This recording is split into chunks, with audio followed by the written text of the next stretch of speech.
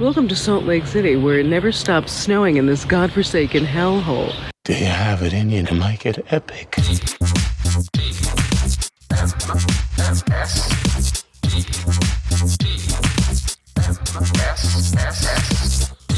The morning stream. He's taking a dump in a can.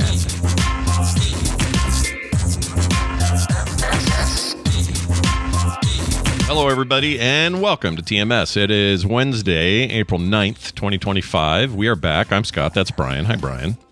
Good morning to ya. Yeah. Happy hump day. Happy middle of the week. Yeah. A weird week for us both. Very weird week. Filled with, you know what it is? I know what it is. I figured it out. It's not like a normal week where you're like, oh, Scott has a cold. We're not having a show today. Or Right. Brian had to run over somewhere and he can't be here this morning, or whatever it is. Those things are normal and they don't feel like a giant time gouge. But when you have a funeral, or you have a mom who's not progressing very well in PT, whatever it is that you got going on, they're like major life things. And as a result, it makes that time feel completely pulled out and blown up and separate and fouls the week up. Like there was a time last night where I was like, we'll see, if tomorrow's Friday, then, and I actually thought it was a freaking Thursday night. I know. No, you're not wrong. And it messed me up because we did something. Oh yeah. Well, just being in Brush, Colorado for the funeral, T and I kept feeling like it was a Saturday because that Saturdays would be the days that we'd go out and visit Carol out in Brush, because it's an hour and a half drive out there, and we'd need some weekend time with her. But it was so weird being out in Brush for one of the last times, and there's no other family to visit out there. So we're gonna go back, or at least I'm gonna go back to help with some. There's my grandmother Carol was a collector of Gordy pottery. I don't know. Let's see. Gordi pottery. I'm not sure how it's pronounced or spelled. I mean, I know it's spelled. I guess it's Gordy. Okay. Oh, okay. Jordy the Forge. Yeah. But it's this. I think it all started. It was by a guy named William J. Gordy, who passed away in '93. Cartersville, Georgia. Dude that creates these really cool bottles and pots and things like that. And it's like revered by collectors. And she has, we estimate about 70 to 90 of these pots. Oh, wow. What are they worth each? Do you know? Have you been able to estimate what they're worth?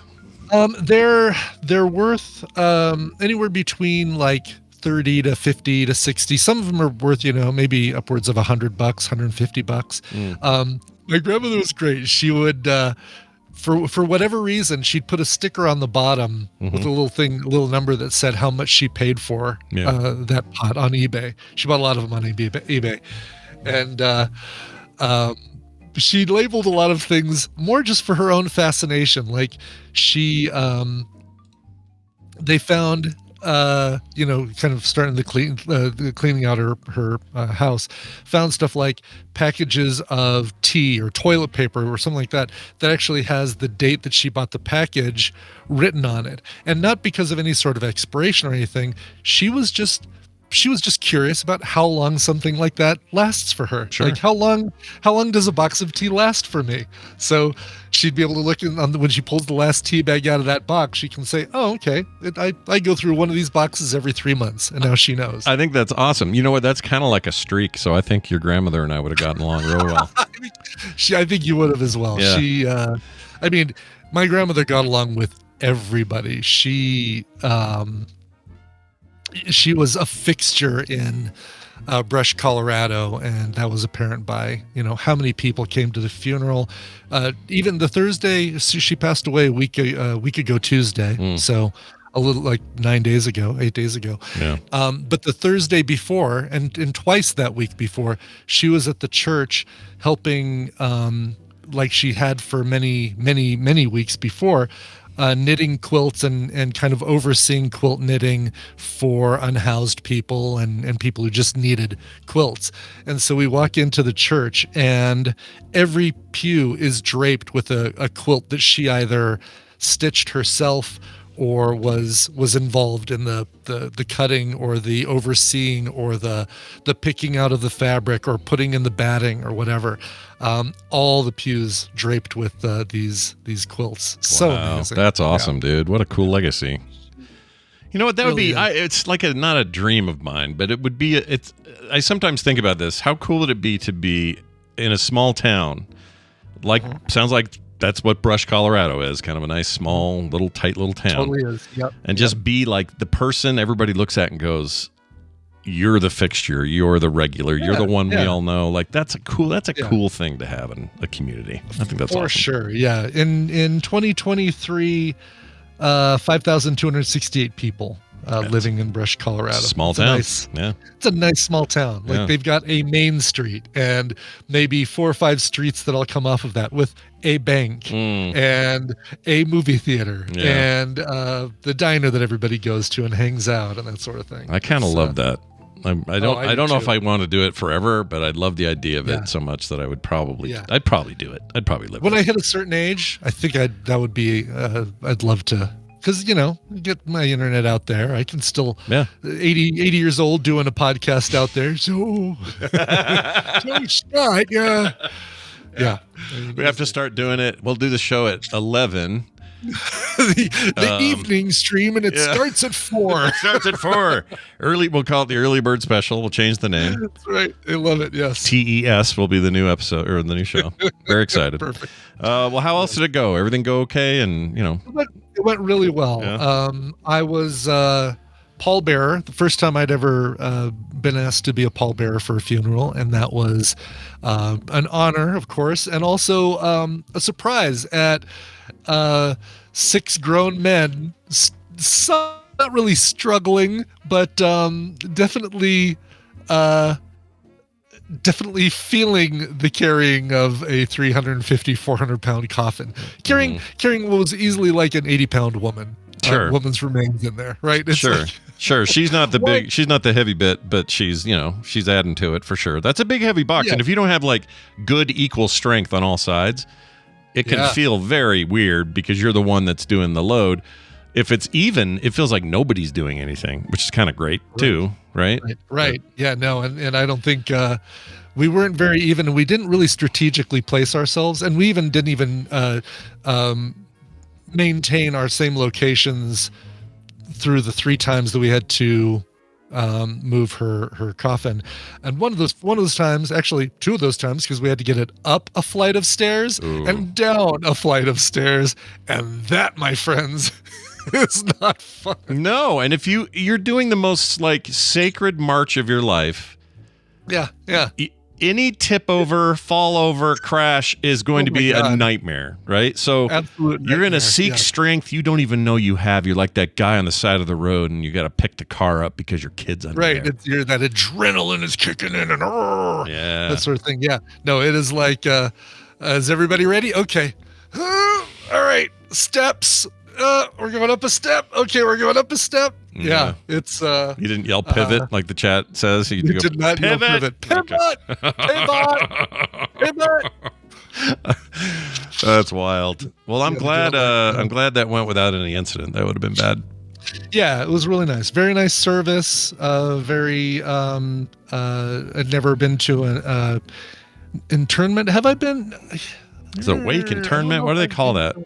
Is it the part where they lower that's when they lower the casket? Yeah, okay. They didn't lower it while we were all sitting there. Like basically they spoke, we all kind of walked up, put our hands on the casket, and then kind of walked away. And then while we were all gone, that's when they did the whole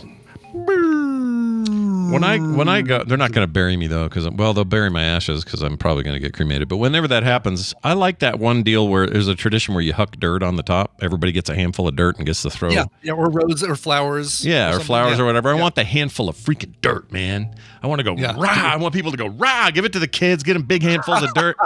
Rah. I think that's great. Yeah. You know. Okay.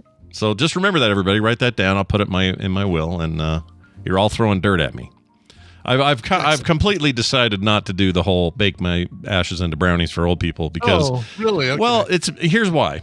Because you're afraid somebody's going to bring some brownies to TMS Vegas and not tell you that there's somebody's ashes in there? No, although now there's a new fear. But the fear I have is that they will legally, it would have to be one of my kids or my wife who do the deed, and they would be culpable for putting my ashes in people's brownies. I would have no culpability, so they'd be in trouble. And that's a really good point. Yeah, you're asking them to do to break the law. Breaking the law. Yeah, somebody has to Beavis and Butthead that, or else I'm not gonna. I can't do it. I'm dead. Right. How do I do it? Exactly. Yeah. Put a little sign that says, "Please put me in brownies." If everyone's okay with it, like that's not gonna happen. So, no. I've given Tina strict instructions that I'm cremated.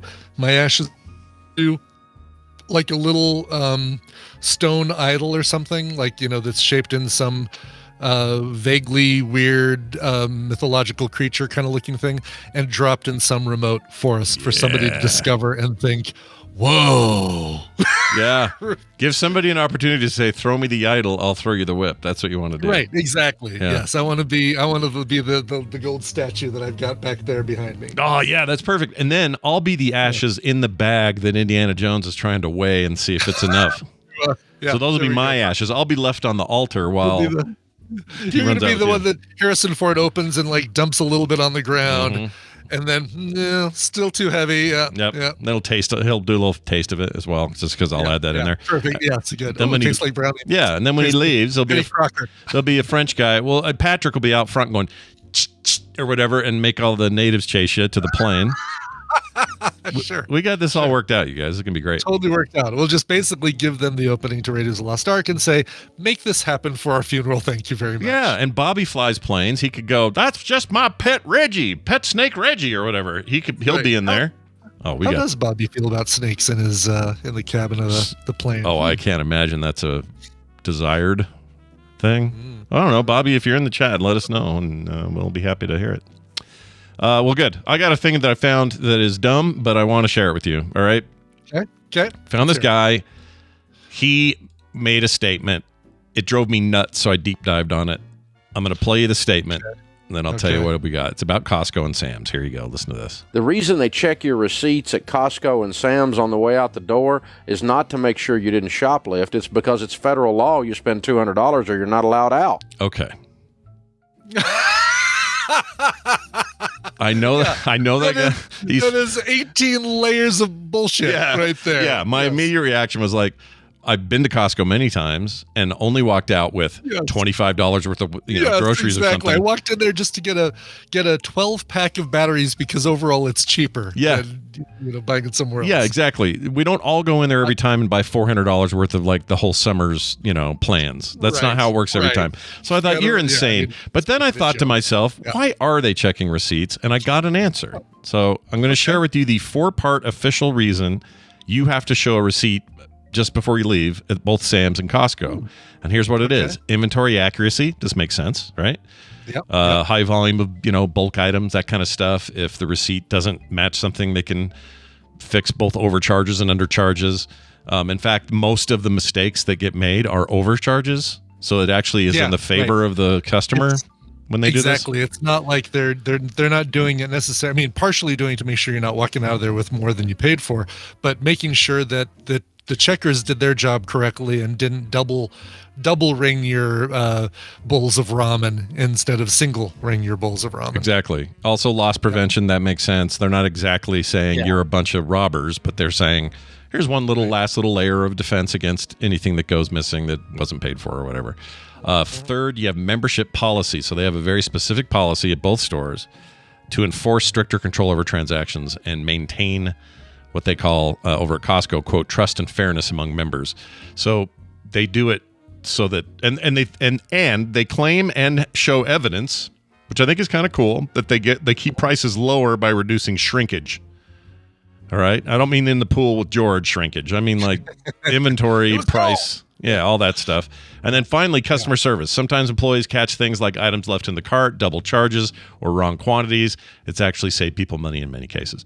So that's what it is. It isn't that there's some fake federal law that $200 or more means you can't leave. What the F is that? No, somebody's making a joke.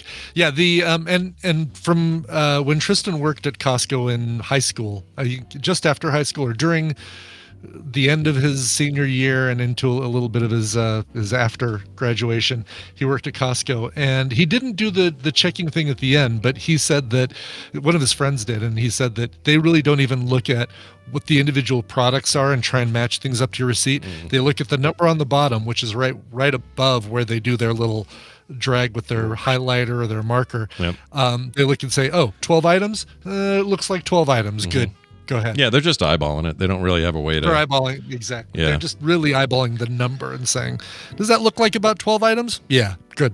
The Sam's Club near us added something. It's like a big archway, and on your way... So you do the check... You have self-checkout there at Sam's Club, or at least they do now. I don't know how they used to do it. But you do self-checkout, and then you go through this archway, and the archway is a scanner that checks against what you just did, I guess, somehow. Really? I don't know how wow. exactly it does it, but there's some kind of beep boop when you walk through there. I've never heard it go or anything. It's always just been beep boop. And then I get out to the main door, and they still check your receipt at the main door, which is weird. So that might be making sure that, because I'm sure on some high ticket items like TVs and computers and things like that, there's probably a demagnetizing strip that they have to, the checkout person has to, deactivate or do something with when they ring it through. Oh, good point. It probably is just items like that. Yeah, that's a good point. Yeah. So like if you bought a phone or a TV or a freaking computer or something, those probably have those in there. That's a good point. Exactly. Could be, yeah. I was so tempted in there, man. When Costco's go ahead. Sorry. Costco's able to figure out what Amazon does with their Amazon shops and do that. So you don't even basically you don't even just stop at the checker. You just basically put things in your cart, you pay. As you walk out, your phone just automatically applies the payment. No need for a checker. No need for checkout people if you don't want them. That sort of thing. They also, I think they just changed that because there was complaints from people. So Kim actually went to that store in Seattle, the one that was the test case. Really? Yeah. And they expanded them out, and she did exactly what you described. You go in, you pick up your stuff, you walk out, it just knows who you are and charges you exactly what you get charged. But it was, I guess, because this is obviously a test, they're trying to see if this is going to be a thing they want to do nationwide. In the test data, people didn't like the feeling that they had leaving without doing anything. It felt bad to them. I agree. Yeah. The first few times I ever did that in an Apple store, because you can walk into an Apple store, they'll usually say, what brings you in here today? And you're like, I just need a new case for my iPhone. Oh, well, they're right over there. It's like, yeah, I know. Mm-hmm. I'm an Apple guy. Okay. Yeah, I know where shit is, man. Don't have to tell me. You've got 5 sections to your little store. I know exactly where what's in each of those 5 sections. Yeah. But then you go and you find the one you want. You pull out your phone. You use the little store thing on your phone, scan it, hit pay, and then you walk out. And it does feel weird. It feels a little bit weird. And in that case, you even have at least they've got a little machine there that you can look at briefly. So what they did, the Amazon thing now is, my understanding is, when you go into any of the stores that had this implemented, they now have a thing on your way out that is essentially kind of like a McDonald's window that's lets you confirm your order, and you basically just hit confirm. It still does all the charging on its own. It still does all the checking, all that stuff without people, but you have this chance at the end to say, yeah, that looks right. And then I guess this had the effect of people going, all right, I've paid for my goods. I'm now leaving, because they had a thing they had to push. And that's all it took. So apparently that's how that's going to work with the Amazon stores moving forward. Yeah. No more ghost pay, I guess. It almost would be cool if you remember in the island, they had those monitors that you walk by, the movie The Island. You walk by those monitors and it's got specific messages just for you. Oh, right. I thought that was a Minority Report. Was it The Island? Was it Minority Report? Okay. It was one of those. One of those two. I think The Island had propaganda that was always talking about how great the island was. That's what it was. Okay, yeah. So Minority Report, right? Because it was Tom Cruise who was walking by, and not Ewan McGregor. Yeah. Anyway, it would be great if, as you're walking out, there's a little, maybe an AI Steve Jobs that says, "Thank you for coming in, Brian. I hope you enjoy your iPhone case." See, as much as people fear that future, I kind of look forward to that. I kind of do too. Maybe not an AI Steve Jobs, but but like a robot lady, going, yeah. Thank you for coming to our store in the such and such mall. Right. I see you purchased a MacBook Pro 28. Yeah. Exactly. I hope it works well for your porn. Yeah. I'm sorry. Judging by your bookmarks, it will be good for your porn. Yeah. Later this fall, it'll be, I'm sorry, your phone is 8 times more expensive than it was 8 months ago. Well, anyway, I got one more thing. Excuse me. This is Amy. You know Amy Robinson. Of course, I know. Yeah, I've heard of her. You've heard of her? She's been around, done some stuff. Yeah. Comes on here once a month, does book recommendals, all that stuff. Well, anyway, she says this about her trip to Utah and possibly a theory. Here we go. Oh my gosh, the person just called in talking about fart gas, and I just remembered something. When we were in Utah, we crossed the street, and there were these 2 Utes crossing the street opposite us. And actually, there were 3 of them, but 2 of them looked just like Scott Farkus from A Christmas Story. You know, that the... Real quick, when she says Utes, she doesn't mean the Native American tribe, the Utes. I thought maybe is that like short for Utahns, or is she saying Utes like I think my cousin Vinny? I think it's I think it's University of Utah. They call themselves the Runnin' Utes or whatever. Okay, all right. I think that's what she means, because I doubt it was like some actual like tribal people. If I had to guess, hey, you know, when we crossed the street, there were 2 Utes coming towards us, and. All right, sorry. We'll go back to it. So they look like Scott Farkus from Christmas Story. Here we go. Yeah. Why won't it play? It won't play. Here we go. You know, the bully, you know, the redheaded, gangly looking kid. And so I had a thought, because I said, oh my gosh, those kids look just like Scott Farkus. And Chuck said to me, fart gas? And I was like, oh, what if that's where it came from? What if somebody was yelling that at Scott, you know, because his name is Scott and it was Scott Farkus, and maybe it sounded like fart gas. I don't know, whatever. Anyway, love you guys. Bye. Interesting theory about fart gas origin. I had never thought of it before. They were saying Scott Farkus. But why would they? It feels like somebody recognizing you would be way more likely to say fart gas than they would Scott Farkus. Also, I don't look anything like Scott Farkus. No, it's not like you've said, you know, your favorite movie is A Christmas Story. Like it's, you know, if they said Imperator, or what is it? Imperator, or no, Praetorian Jack. Praetorian Jack. Yeah. That would make more sense. Yeah, right? Because they're like connecting with you over a shared love of the movie. But I agree with you. Like maybe even if somebody knew that I had some great love for Christmas Story, and I do like it, but it's not an obsession of mine. So yeah, I don't know, Amy. I like where your head's at.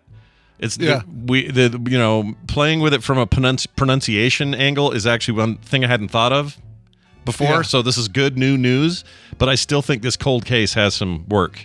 I think we can't. I think so. Yeah, there's still. Yeah, we're not. This is not closed. We have not. No.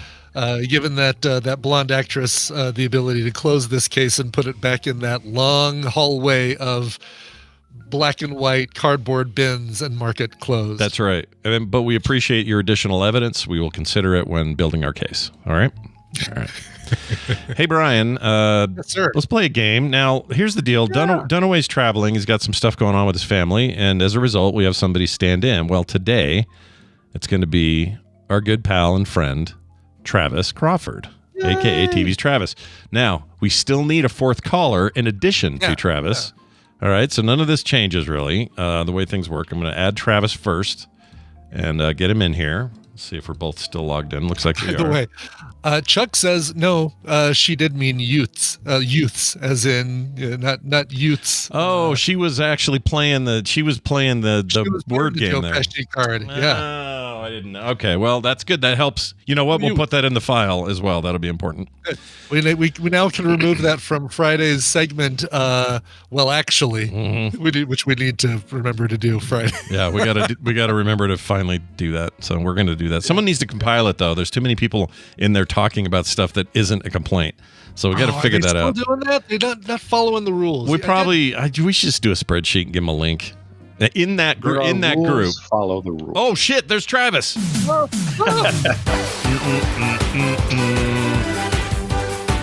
I'll be honest, that kind of freaked me out when I first heard him because I'd forgotten he'd answered. Travis, welcome to the show, man. How's it going? I'm doing well. I'm extra caffeinated today because they took blood this morning, so I think the caffeine is affecting me. Oh, probably. So I'm wired for sound. Well, you tests? Are you donating, or what was that all about? What's going on there? I've got my annual physical next week, so my doctor wanted just basic blood workup. Well, very nice. Just a test, check everything. Just a test. I like a test. A good test never hurt nobody. Hey, we have a ninth. We have a fourth caller. You might have a guess as to who this is because I had screwed up and said their name instead of their position. But anyway, fourth caller, 9 of 12, coming in right now. Yay! Let's see if we can get September all up in it. While we wait, by the way, it's not Scott Farkus, but Scut Farkus. I thought it was Scott. Really? It's never been Scut. It was S-C-U-T. It's Scut. Really? It's one of those weird ones. Yeah. That is really freaking weird. September, hi. How are you? Good morning. Good morning. You know who I'm going to miss in Vegas? You. Mm-hmm. Aw. Yeah. I know. I'm going to miss all you guys. Yeah. It's going to be weird not seeing you there. But we'll make it, lots of pictures, lots of waving at yous, things like that. And, Well, I signed up for the tournament. Cool. Excellent. Oh, good. Well, we're glad to have you in some way. That'll be fantastic. But in the meantime, we're going to play this game. Brian's going to explain these rules, tell us what Travis and I's job is, and how we might win some prizes for 9 of 12. Brian, take it away. There's no way to have fun without having some rules. It's time to play the Tadpooley Feud. I've surveyed the Tadpole on some nerdy topics, and Scott and Travis are going to have to predict the answers that they gave us. It is their job to see how many of those answers they can guess. September, your job is more important than ever because you're going to be working with either Scott or TV's Travis, and if your team wins, you get a prize package that includes iTorah, I-T-O-R-A-H, iTorah. Don't know anything about that game, but it looked like part of the Steam code, which is why I almost gave it to another person. And then Leisure Suit Larry retro bundle. So if you've never played Leisure Suit Larry, you apparently will get all the Leisure Suit Larry games if you win the prize. Yeah, those are. I wonder how those hold up in terms of some of the content in those games. They were cringy back in the I was going to say, they never really held up. No. Maybe that's the point. I don't know. But we'll see how you do here. Tell us what we're up against on topic here. I'm scared. Sounds good. All right, get ready. Put your hands on your buzzers. You see your little link there, Travis, to buzz in, I hope? Yep. Mm-hmm. All right, good. And answer this question. We asked 440 Tadpoolers to name an iconic device, but not a weapon, used in a science fiction TV show or movie. Scott. The memory clearer thing in Men in Black, the zapper, brain zapper thing. Sure. Show me the neuralizer from Men in Black. Oh, all right. Number 7 on the board. 6 answers will beat it. There's no way I was going to remember that name. That's good points, but it's good points. Non-weapon. Non-weapon. Yes. I'm going to go with a little Star Trek action and a tricorder. Yep. Ooh, okay. Show me tricorder. Number 1 answer on the board. You get possession of the board, and you get possession of September. I'm sorry, September, you're now the property I don't know about of TV's Travis. Yeah. It's more of the power of Christ compels you kind of possession. It's more of a demonic possession than a physical possession, if that makes you feel any better. Yeah, it'll all be fine in the end. All the good guys win. That's right. All right. There you go. So, Travis and Ember, you guys have controlled the board. 8 answers up here, but you've only got 1 point because of that great answer. Isn't that funny how points work? We've got 7. Let's see if we can start getting some more points for you guys. Sonic screwdriver. Oh, shit. Oh, that's a good one. Yeah. No, totally. Sonic screwdriver. Yeah, that's for sure. All right. Sometimes can be used as a weapon, but most of the time used as a... Sorry. It's not a weapon. There's a dog in here and Ripley. She's howling at something for no... Okay, I'm going to mute for a second. Just yell at her. Keep going. Okay, so Ripley has strong feelings about the sonic screwdriver. Yes, only dogs can hear the sonic screwdriver. Show me sonic screwdriver. Yep, number 2 answer on the board. Nice. There you go, up to 3 points. Nice position. Locking down those top answers. But, that doesn't feel like winning. Non-weapon. See, that's the tough part. The non-weapon part is tricky. Right. It's not a. I would say, what is the question? Is it device or? It says device. That's where, because I was thinking an iconic device, but not a weapon used. Holodeck, but that's not really. I guess that is a device. It's just a room. Yeah. What do you think of holodeck? What do you think the tadpole would say about holodeck? Is the real question. Right. Yeah, that's the thing. What was the actual device? Yeah. Iconic device, but not a weapon used What, by teleporter. Teleporter? No. That could work. Transporter. Transporter. Yeah. Yeah. Do that one. The one that freaked out Dr. McCoy didn't like That's that. right. Yeah. Made a glob of somebody in that first Star Trek movie, and they didn't have a backup of that person. And he was upset. He was not happy about that shit. He was not happy. No. Show me transporter. Nice. Yeah, number 5 answer on the board. Couple of Star Trek things in here. You guys Very are good. killing it. Let's see. We have them now. Everybody has one, but communicator. Oh, Sure. a little Scotty, beam me up. That thing. Yeah. All right. Little portable communicator. That's Sure. Star Trek heavy on these answers. I love it. A little bit. All right. Show me communicator. Wesley. Number 3. You guys taking a strong lead here with 11 points to Scott's 7 and almost have completed the left side of the board. Yeah, but now we're running out of Star Trek devices. Oh, wait. September. What do you think of food replicator? Yeah, replicator for sure. Yeah, I think because I sort of have one with a 3D printer, but I can't eat the stuff that comes off of that. And it takes a lot longer. It does. You can But try. yeah, let's go with the replicator. All right. Sounds good. Show me replicator. Oh. Yeah, number 13 answer on the board. People said it, but it just didn't make the It's a top good answer. 11. Yeah. I would have. Yeah, who doesn't want one? I agree. That'd be number 1 for me. I love cooking, but I still want one. Sure. All right, we got a lot of Star Trek. Hold on a second. I'm sorry. Hold on a second. I have to revoke that because I did for this. Oh, it's 11th?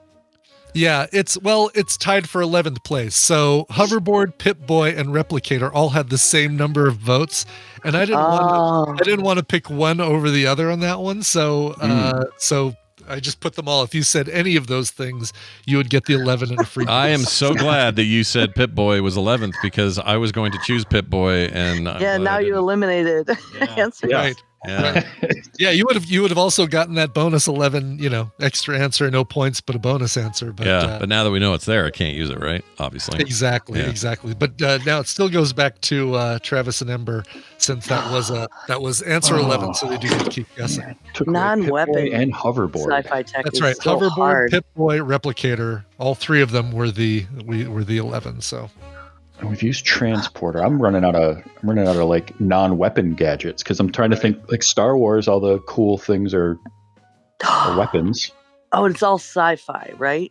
Like It's all not sci-fi. fantasy. Yes. Well, that's at least what the tadpole the question considers sci-fi. says sci-fi. Yeah, the question says sci-fi because like It says Moops. stuff like a time turner. Like, is there something else that does that?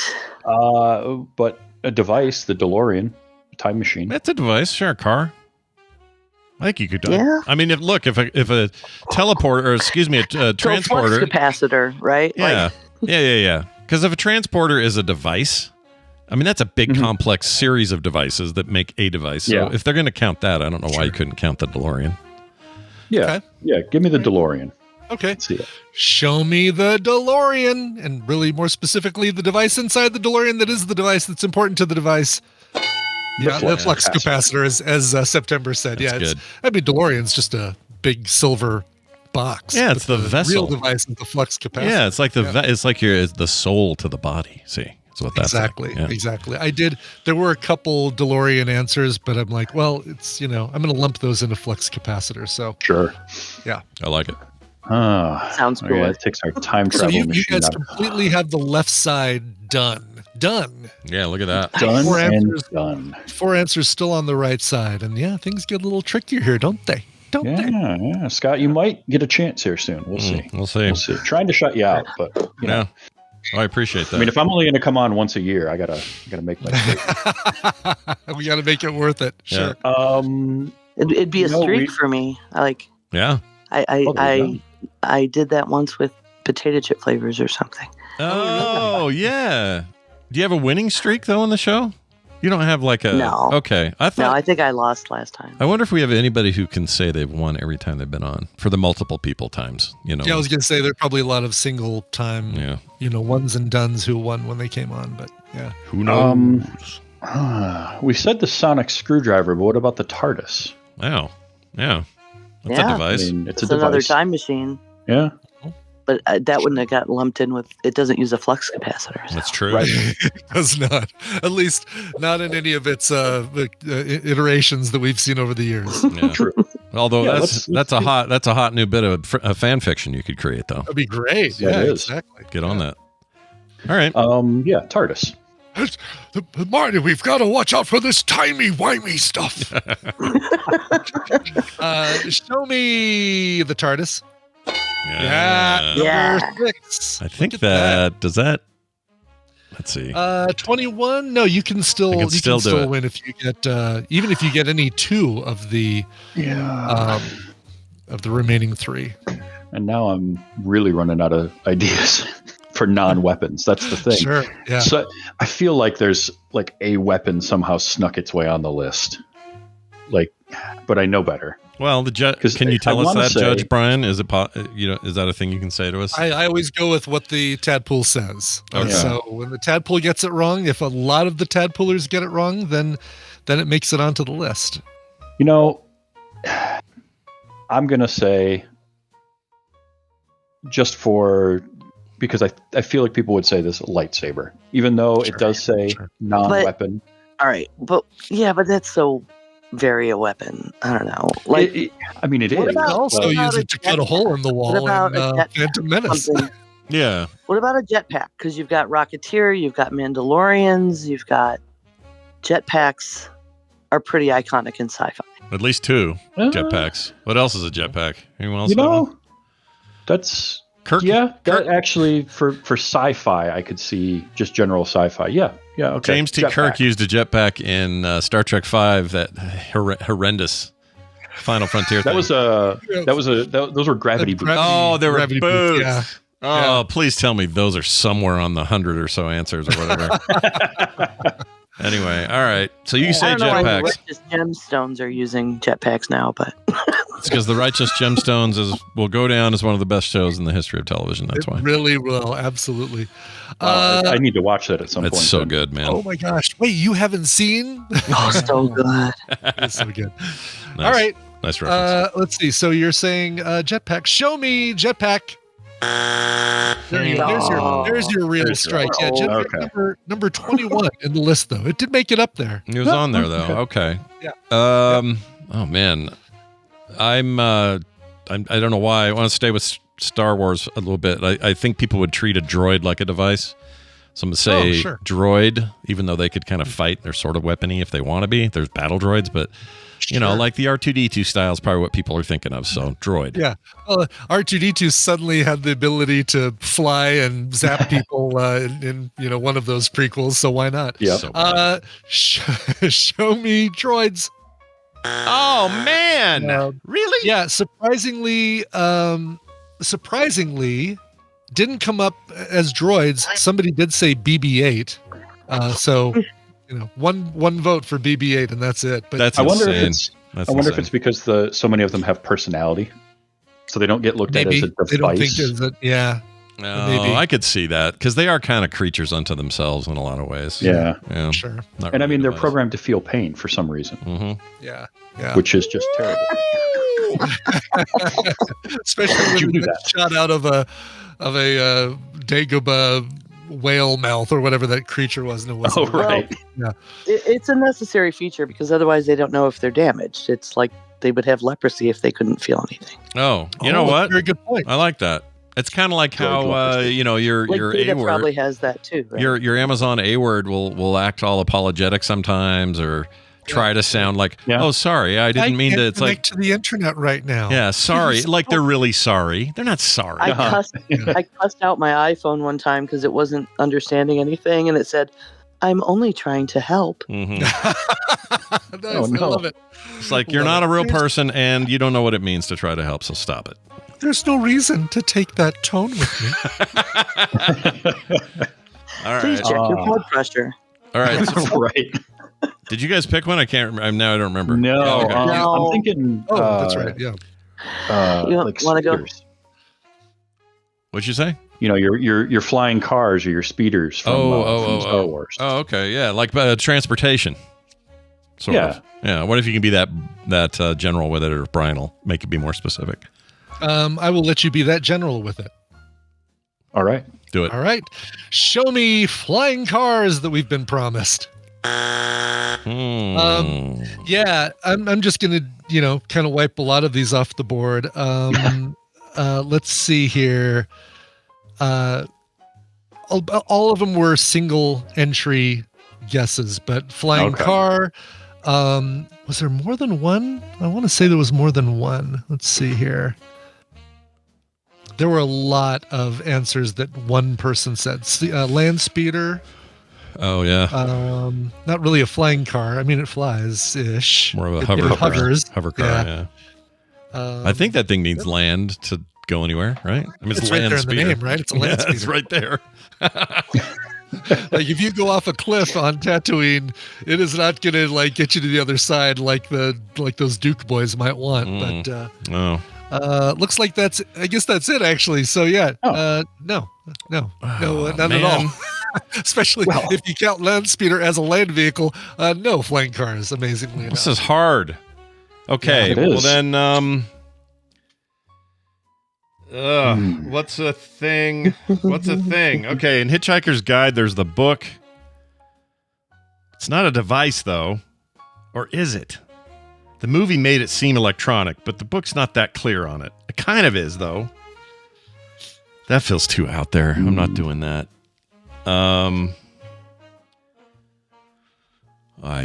don't know why this is so damn hard. Furiosa's robotic arm. Take it. Do it. Oh, there you go. Go. Great. Somebody playing right into your metallic hands. Yep. Show me Furiosa's arm. Boo. Not even in the list, All right. unfortunately. It was on my mind. It's all I could think of. So there you go. About Universal Translator. Oh, Yeah, because you were thinking pretty good one. Babelfish probably, I right? was. But that's not a... I was as an actual fish, but you're right that's a device in the Star Trek sense. So yeah, That would why be a not good that? one. I do think the Hitchhiker's Guide, the book, does kind of get described as electronic in a way, because they talk about how if it was printed out, it would take out like so many rooms or buildings or something. Yeah, and pages change and in the books and stuff like that. But I like Universal Translator. Yeah, do that. Okay. Yeah, let's do that. I'm crossing my fingers because I kind of want a tractor beam. I'm scared. Oh, Show me. All right. Is that? Are you changing? Are you sticking with it? What are you doing? What do you think, that's a Travis? tough one. You know what? If we're gonna go out, we'll go out with tractor beam. Okay. Sounds good. Do All it. right. I like that. Show me tractor beam. Yep, you're gonna go out. You're gonna go out with tractor beam. Well, tractor beam was number. That was another one that one person said. So, which Oh, wow. surprises me because the tractor beams are in so many sci-fi things. yeah. That Yeah. you think that they'd be a lot more. But it's the tadpole, so the rest of them are all weapons, probably. Yeah, wait till you hear how dumb. Wait till you hear how dumb the tadpole is. Scott, All right. yeah, one answer or one guess left. I think I'm gonna. That was a bottle I heard there. Yeah, somebody knocked over their whiskey. Hubba hubba. Wait, what's the points? Well, Oh, yeah, you're right. 21 points for TV's Travis and Ember, and 7 points for Scott. So he needs, if he gets any two of these, then he wins. Obviously, if he clears the board, you win. And if he doesn't get any or one, then you still win. yeah, So I would the only really. way- Yeah, I would like the only way to. that, you can lose if he gets two of these but doesn't get three. Yeah, so the pressure is really weird because I don't think I'm not going to get two. All right, I'm going to go. I'm going to steal back the one they said. I think Universal Translator would be a high market thing here. So let's do it. Sure. Okay. Show me that Universal Translator. Oh my gosh, why is it taking so long? I don't know. I'm scared. You should be. Tension. I'm terrified. I'm pushing the button and it's not doing anything. Al Don't reload. Kebab? I'll reload. Okay. Let's see if that fixes it. Oh God, did it just We reset broke the the game? It game. just reset the game. I think it Hold on a reset second. everything. Oh, wait. No, they're coming in. Here we go. Yeah, because I'm doing it. Oh, okay. I'm remembering what everybody chose. And then that. Oh, man. Oh, wait. You're putting in. Okay. Yes. All right. You got a third on them, 2 on me. Okay. Pip Boy's out.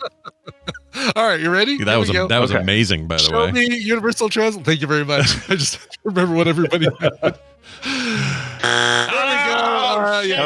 Okay. All that work I could have just, said no. Babelfish was number 17. I would have given you that for Universal Translator as well. In addition to the Star Trek Universal Translator, the thing that sticks in Uhura's ear. That one amazingly only had one person. That's crazy to me. It's a good one. It is crazy because that's such a great device. Yep. No, let's look at what these last 3 are. This first one is And so the good. TARDIS is one as well. Well, TARDIS It is has a already on field there. of universal translation. Just saying. Right. That's true because it's personal field, right? Like it's Yeah. It just has so field many around other it. functions, though, that it's hard to, Yeah. All right, show me number 8. Stargate. Oh. Not just the name of a show, but a very cool, Wow. iconic device that you walk through. It is a device, a great big ancient device. Yeah, it's good. Yeah. Yes. Bad CG water effect in it and all that. It's fun stuff. Number 9, a precursor, like the communicator, a precursor to modern phone technology. Ziggy from Quantum Leap. Oh, my. that's actually good. Really, I like the that. data pad Oh, that wow. Al carried How that is- connected him to Ziggy. How is that in Also the top was 10? That's nuts. Never know, gonna I guess know. that. No. Nobody was ever going to say that one. That's crazy to me, but I guess people picked it. So Because it makes those Sure. noises when you use it, especially when it doesn't somebody do clip something that. right. That just I know that it wasn't, but every time I hear that, I think it's Frank Welker doing those noises. Well, he used to do a lot of that stuff, so it would make sense, wouldn't it? Yeah. He was good at it. ICU says it's called a hand link.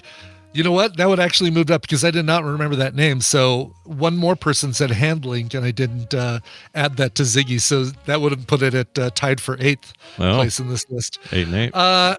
And finally, number 10, you know, when you started talking about lightsabers and saying, well, would the tadpole say that it's a weapon or would they say it's a tool?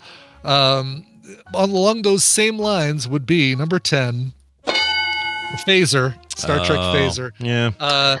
Usually used as a weapon, but also can be used as a shield or other cutter Mhm. or welder. cutter. Right, Yeah. exactly. Deterrent. Because it just, you put it on stun. That's not so much Stun, a weapon as it yeah. is a stunning weapon. Exactly. Like, Still it's still a a weapon weapon. if it's stunned. That's true. Yeah, lightsaber was number 15. People still thought that was a device, in addition weapon. Number 14 is the Thinglonger from Futurama. Oh, that's good. Oh, I love that one. Yep. Yeah. Yep. 16 was indeed the Hitchhiker's Guide to the Galaxy. Yeah, and the radio play. They describe it as a device and more than a book. And even I think makes noises in the radio drama. In addition to the voice of what's his face, who Don't narrates. But it also does the thing. Number 18, sticking with Star Trek, man, Geordi LaForge's visor. The holodeck was number 19. People love their Star Trek devices, really. The infinite improbability drive from Hitchhiker's Guide, number 20. Wondered about that. That was a good one. Nice. Ghostbusters gave us the PKE meter, the Yeah. with the little Sure. ears on it that go up. Sure. The Pokedex, the proton I pack, thought of that. Pokedex.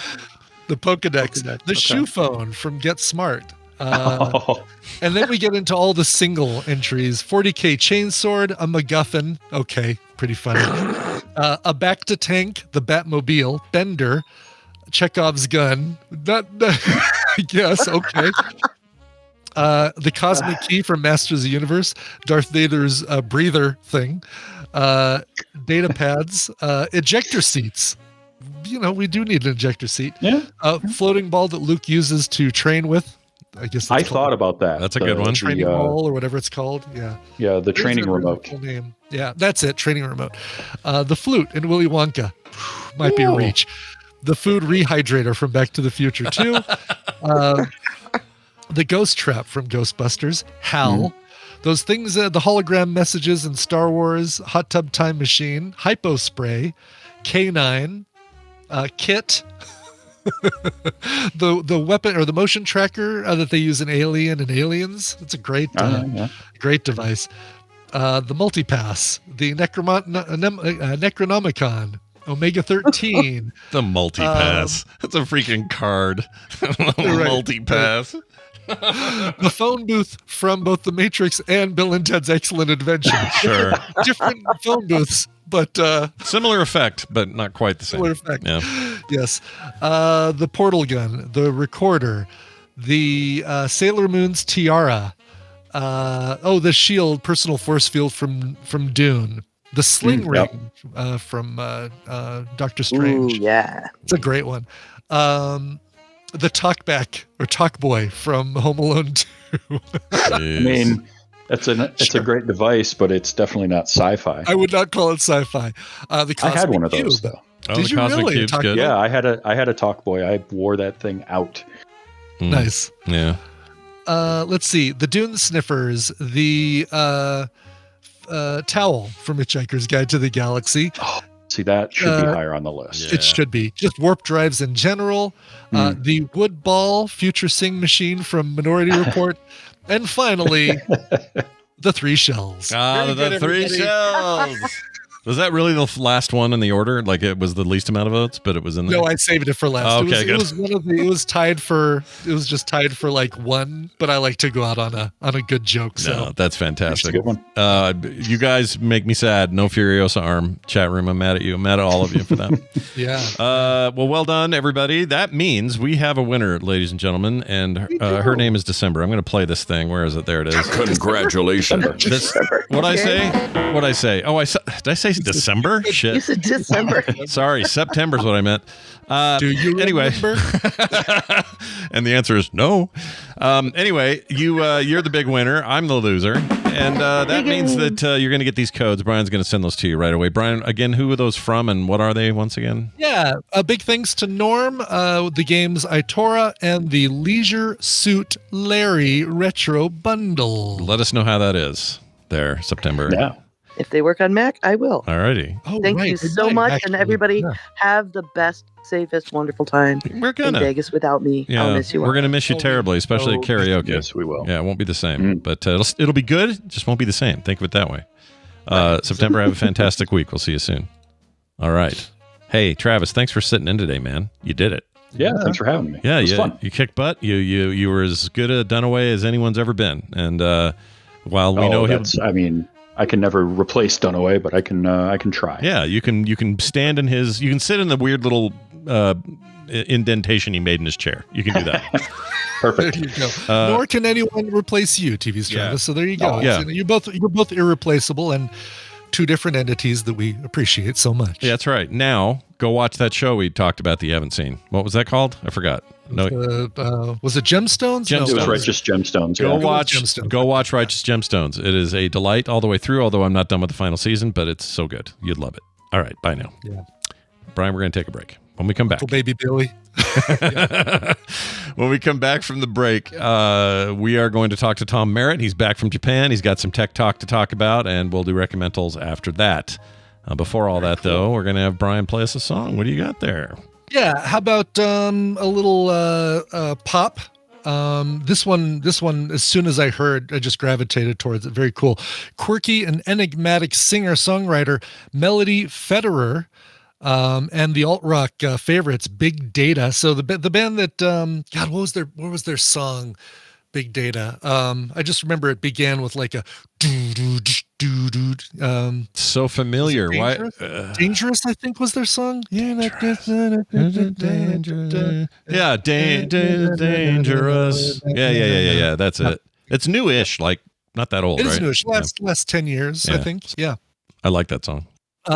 She's working with them, and it's great. This is a song called "Happy?" ? And it's shortened version of the chorus, which is "Could it be I'm happy?"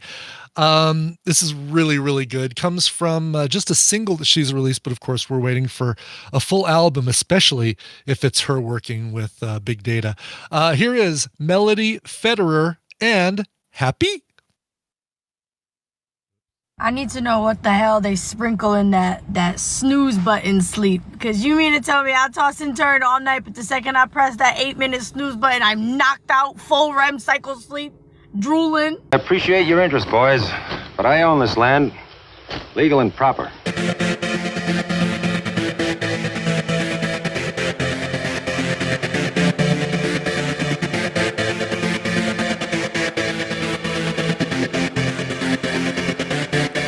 And we've returned. Who is that again? So I can go find more. Absolutely. That is the singer, Melody Federer, being joined by the band Big Data for a song called Happy? Happy. That's Happy? fantastic. Yeah, last album, we did play something from her last album back in 2023 called, the album was called Chapters from the Fairy Tale. So we've played Melody's music before, and she's great at combining pop with rock and grunge sound through all of her stuff. So even if if you're worried, it's like, oh, it's a little maybe too poppy. No, she rocks it. Nice. So go check it out. Check this out. While we were sitting here, my wife made me a virgin Bloody Mary this morning. Bloody Mary? Olives in there, that. Pickles in there. I guess we're out of celery, but holy crap. Whatchamacallit, Worcestershire sauce and Tabasco and pepper and celery salt I and all can that. taste it all in there right now, and there's a little bit of the salty rim to it. Yeah. They called me Old Salty Rim in high school. I don't know about it. Well, that's great. So I'll be sipping on that for the next couple hours. Let's get Tom Merritt in here. Yeah. It's been a couple of weeks. We've missed him terribly, but he's gonna. We have, yes. Come back with a vengeance. Isn't technology wonderful? It sure can be if Tom Merritt's involved. He's here. He's not in Japan anymore.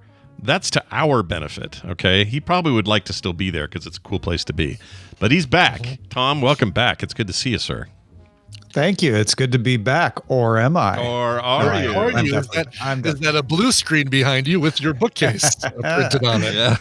Yeah. Why is it a blue screen or a green screen? It can be any color, right? No, it doesn't matter. Make it a pink screen or color or and your face might disappear if you're a Caucasian. Depends on what you want to disappear. Yeah. I guess. But aren't there's some reasons why blue and green are the better chroma key, like less noise or edging or something. There's some reason why those two things. More of a reason than something. Just, yeah.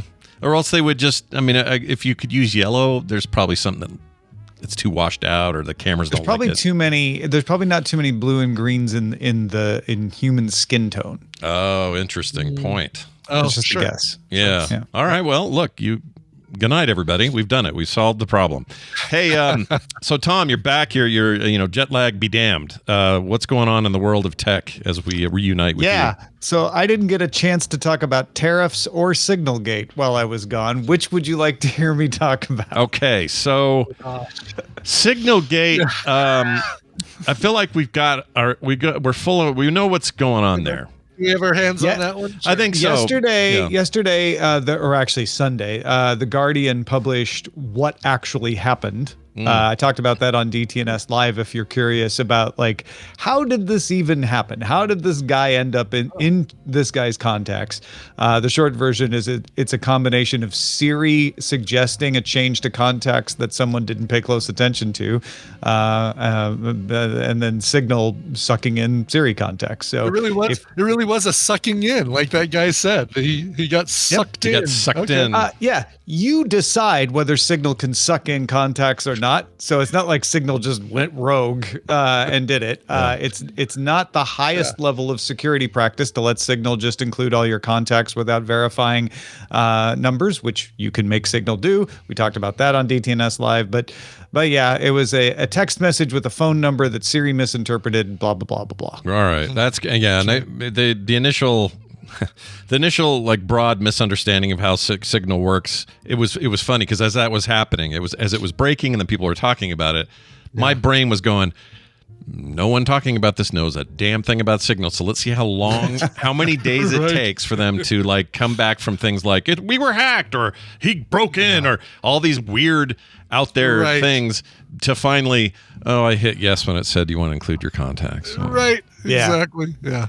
Poor guy. I don't know how many times Siri has said, hey, would you like to add this contact number to Brett Rounceville's information? Because I get things from his Yes More And company. Yeah. And I'm like, no, I know that's Brett. And apparently you know that's Brett, but don't add his entire company's text messaging to his contact info. And to your point, you are the one that gets to say yay or nay on that question. You get to say, no, I don't want it. And that's where they screwed up. And if up. you're not paying attention, you might say yes just to get rid of it and then end up texting the editor-in-chief of the Atlantic through Signal later. Like I do know that after all this went down, though, Tay Allen was very disappointed that she didn't get the mass tech because she is in your contacts. Yeah. She's in everybody's contacts. Yeah, she's very upset, and I don't blame her. After this, I don't blame her either. It's a pretty gnarly deal. Deep cut. I like that one. Well, all right. So that basically is kind of what we all thought it was, and now it is. Yeah. If you want the details, like, wait, I have questions. Listen to yesterday's DTNS Live. I break it down in detail. So let's talk tariffs. Nintendo apparently isn't going to raise the price of the Switch 2, according to analysis from DFC Intelligence. DFC Intelligence has some sources that say most of the price increase that they might expect was baked into that already high $449.50, which I think or $449.99 that a lot of people were assuming. Also, Doug Bowser, Nintendo America's president, told CNBC, we shipped a lot of Switch 2s to the U.S. already. So there's a bunch of them here. The reason they have delayed pre-orders is unclear then. If it's not likely to raise the price and they've got a bunch that they're ready to sell, it seems like they're maybe hoping there's a change in the tariffs and they're maybe trying to figure out discount plans. That's one of the things DFC Intelligence said is they won't raise the price, but they may reduce the number of bundles and discounts they offer. And that's really something that I don't think a lot of people think about is there's a retail price, but there's always sales. And a lot of those sales originate from Nintendo. Nintendo gives Best Buy or somebody else a deal and says, sell it at a discount for a while to juice the sales. They may do less of that. So that gives them some room to say, well, we're not raising the price. We're not going to be offering as many discounts out there. Yeah, it's like the Costco bundles you see now. In fact, there's Switch 1 bundles, PlayStation and Xbox bundles, and they sell those at a relatively steep count. It usually means that you're paying about what you would pay for the raw console, but you might also get an extra controller and a game packed in.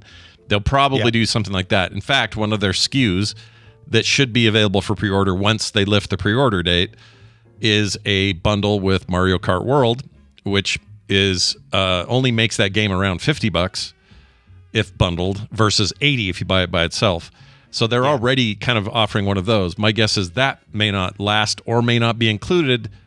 But you're right. I think they might raise the price of that bundle, right? Right, exactly. Like, they don't raise the price of the Switch 2, but the bundle price goes up. Yeah, that's another option. Yeah, and that's a way of kind of finding the money in the games, even though physical games are going to be affected too. They may as well get it with digital. Here's what I personally think. I think that they are waiting. This is what you said. They're waiting to see what happens because of a lot of times with this kind of saber rattling when it comes to trade wars, there's pullback or there's delay or there's okay. Well, now we're negotiating, so we're putting this on hold until June because we're talking and we're going to come up with an agreement. I mean, these things sometimes happen. I'm not saying they are here. I feel like it's brace for impact at the moment, but if it does happen, then they want to be on the advantageous side of that when they put those pre-orders up. And then make all these other decisions they have to make about bundles and stuff. So I think that's exactly what they're doing. So I think they're confident. They have a bunch of stock here. They're already charging more for this device than just about anything they've ever released. And I think that was partly them padding it a little bit ahead of time, like they say. They've even said so. Yep. So, yeah, I think you're all going to be able to get your Switch 2. I think you're all going to pay a little more for it. That's what I think. I could be wrong. Well, you won't pay more than the $449.50 $499. Why do I keep trying to say 50? I don't know. $449.99 because it's $450. Because it's basically $450. Yeah. You might not pay more than $450, but you might pay more in a bundle. You might not get a discount that you would have got if there was a temporary sale. Those might be few on the ground, and those are part of the pre-order strategy, right? Bundles are part of the pre-order strategy. So I think they are holding off while they figure that out. Anybody who says they know what's going to happen with the tariffs is not the president of the United States, and therefore doesn't know. I don't even know if he knows. There are two big schools of thought. One is these are permanent, in which case, if they're permanent, then Nintendo has to change the strategy entirely, because eventually the Switch 2s that they ship to the U.S. ahead of time are going to run out, and they'll have to figure something out there. Or Vietnam is one of the countries that started talking immediately and is apparently trying to get some kind of deal to reduce their tariffs as fast as possible. I personally don't think anything gets changed until China comes to the table, and we're far from that right now, so who knows when any of that's going to happen. But Nintendo, which makes most of the Switch 2s in Vietnam right now, is probably looking at that and saying, let's see how those negotiations play out. If Vietnam can get their situation changed, that's good for us. Yeah, I think so too, because they're split right now. All the info I could find about where they're currently being like assembly line built, it's kind of equal between Vietnam and China. And the China tariffs, obviously, what are we at 105% as of today with the retaliatory, 104, and then whatever they come back with. So if I were Nintendo, even if I'm not doing full production there, I would wait on this. And I think you're right about it's not like they're going to go, you know how we told you 449? It's 890. Sorry, they're not going to do that. Right. So sorry, when we said 4, we meant 8. Right. Yeah. But what they won't do is have a reduced cost for the original Switch when this OLED thing comes out eventually, like they often do mid cycle. What they won't do is discount games as often. If they barely do anyway. Nintendo's not great at sales of first party games. So there's just a lot to watch with this, and I think it's kind of fascinating and annoying and frustrating, but fascinating. So more on this actually later. It's kind of unrelated. You might think it's related if you see this headline, which is why I bring it up. But Nintendo says it has not decided on releasing the Switch 2 at all in China. But the reason for that is because of the Chinese restrictions around sales. They didn't release a lot of the Switch 1 games in China because they had to be localized. So I think Super Mario Kart may be the only one that they released as is, and all the rest had to be localized. They had to partner with Tencent. They're shutting down, or they have shut down, the eShop for the Switch as of March 31st.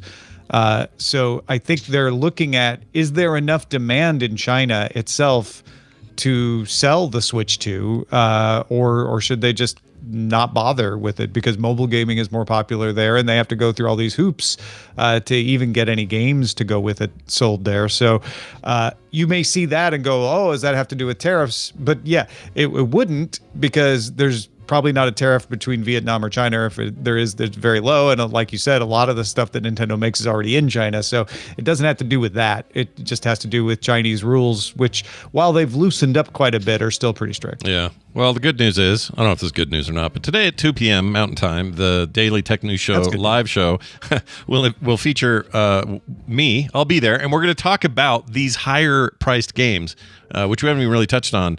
$80 for their premier first party game. That's really high by most standards. And everybody wants to come and say, well, I paid that for something on Steam. Yeah, but you probably got this certain edition and it came with this DLC. And I'm just telling you, we're about to see a hike, and Nintendo is confident that we're going to pay it.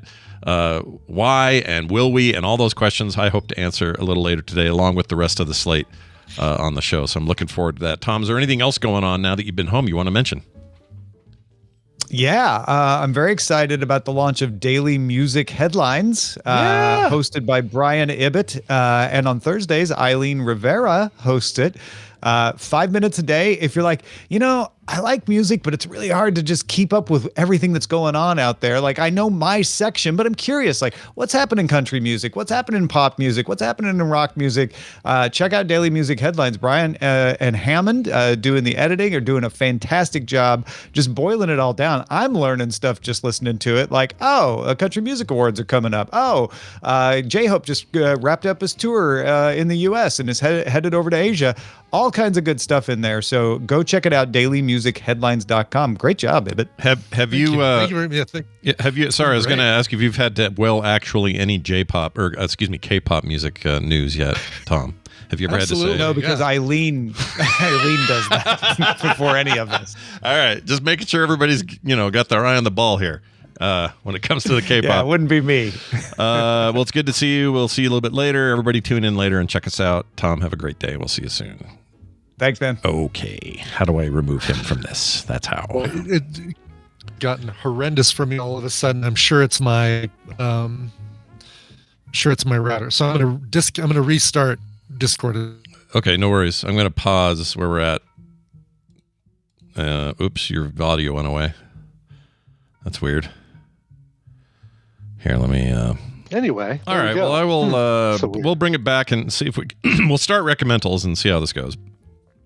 And, yeah, sounds good. Sorry about that. No worries. Internet is internet. All right, we're going to now do recommendals. Everybody, thanks for being here. We're going to add to the call Randy and Nicole. I'm told they are both good to go. Although Nicole is showing offline. Wait. Nope, she's online. That happens all the time with Nicole. Yeah, that's not a new thing for us, it turns out. All right, well let's do that. Let's see. Where is everything here? Well, what do you recommend? All right. Sorry about the late start, but it's time for Recommendals, everybody, where we do recommending things, or we recommend things we've seen on streaming services, and we tell you all about them so you can go watch them yourselves. Welcome to the show, Nicole Spag. Hi, Nicole. Hi, what are you doing? Hello. Trying to not cry. Well, don't cry. We don't want you to cry. I mean, unless you need to. Know. You can. It's a hard day. That was my seizure. Oh, was that you getting these focal things again? I thought that stuff. I was hoping that was working. Not working. It is working, but it takes around 3 to 4 days. Yeah. To kind of and I have to be on a steroid, which pisses me off so much. I cuss in my sleep, and I wake myself up cussing because of the Oh, jeez. I'm sorry to hear that. Are you sure you're okay to do today? Oh my God. We can. I'm okay. No, I need happy. So, okay. I need happy right now. So. We'll definitely provide the happy. Yeah, we'll be happy to provide that. Yeah, we got happy for days. Let's do it. So this is me now. So. But I will say I'm having more good moments after my infusions. And I had a streak of like almost 10 days, and I was like, I felt like I could conquer the world. And I went to a Jack White concert, and I got down in the pit, and I was like, oh my God.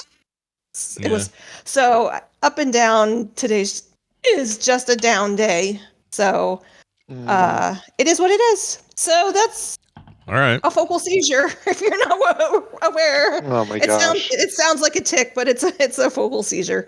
But it's okay. I am aware, and I'm here to laugh with you. So okay, good. Ignore the noises. Well, we're here.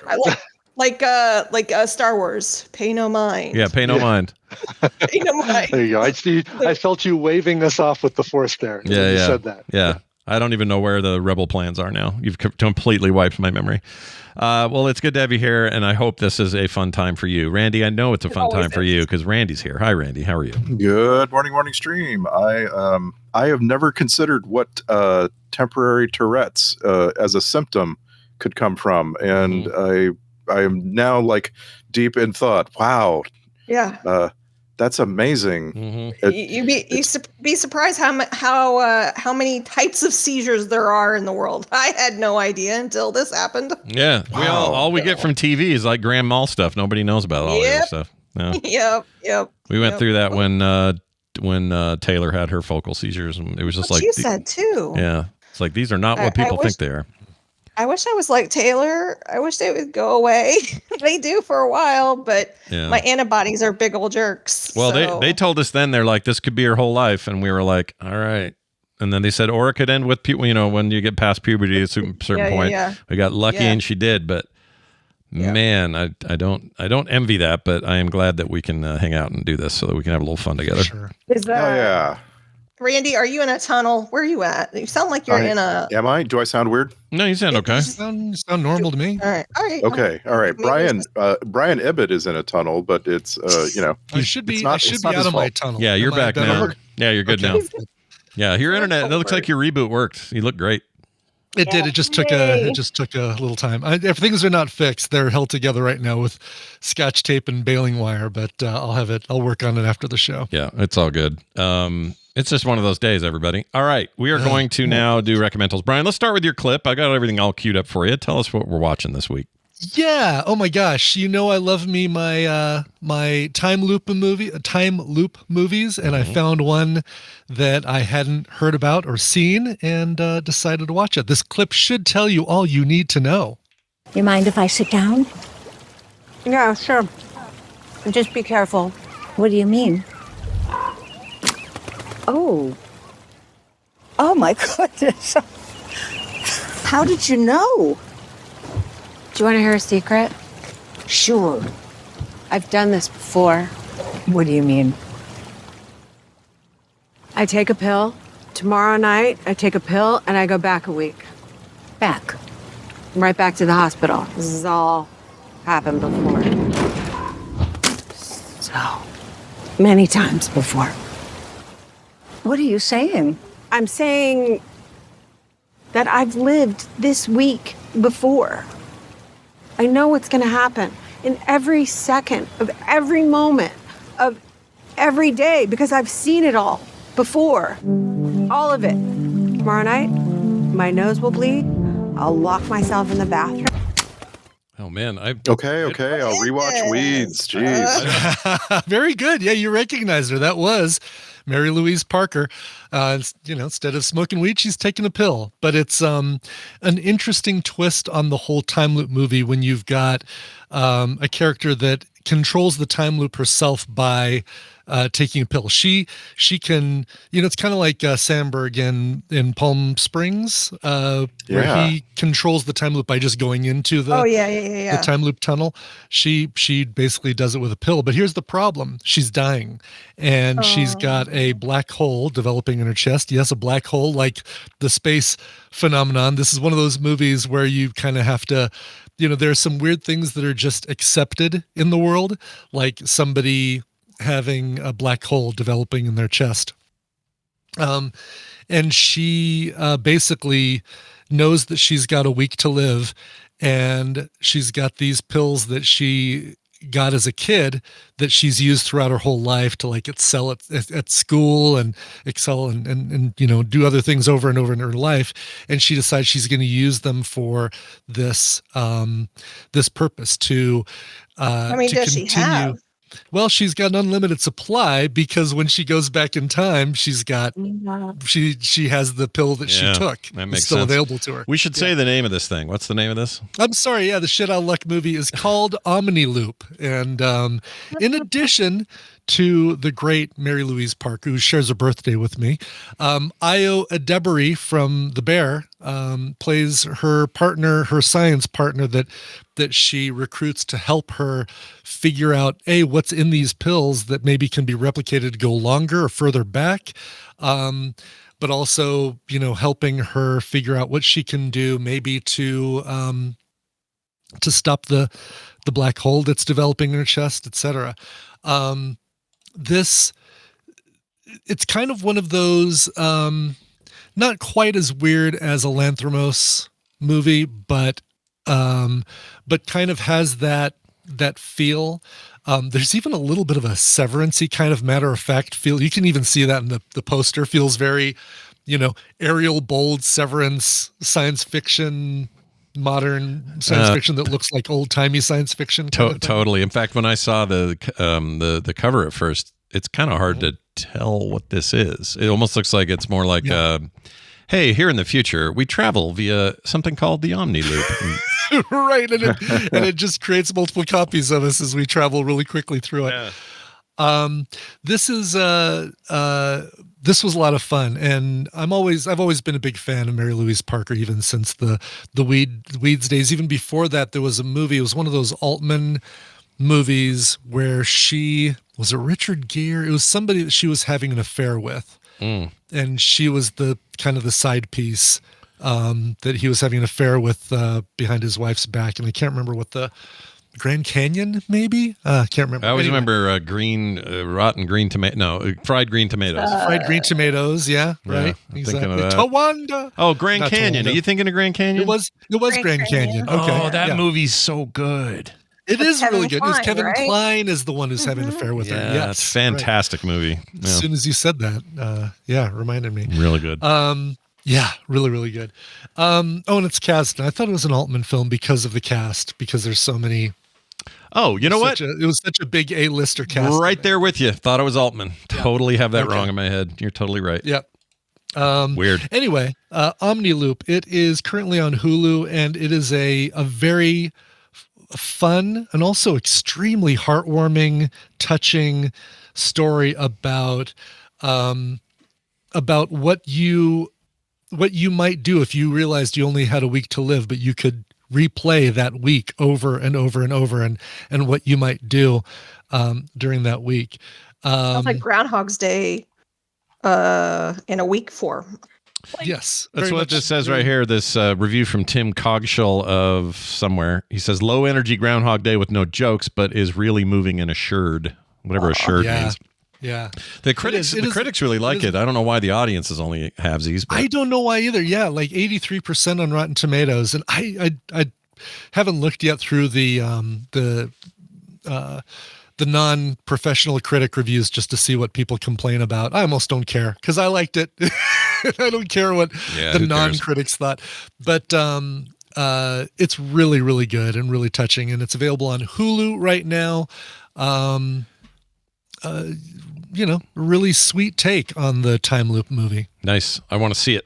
It is now marked. It is now in my queue, as they say. There you go.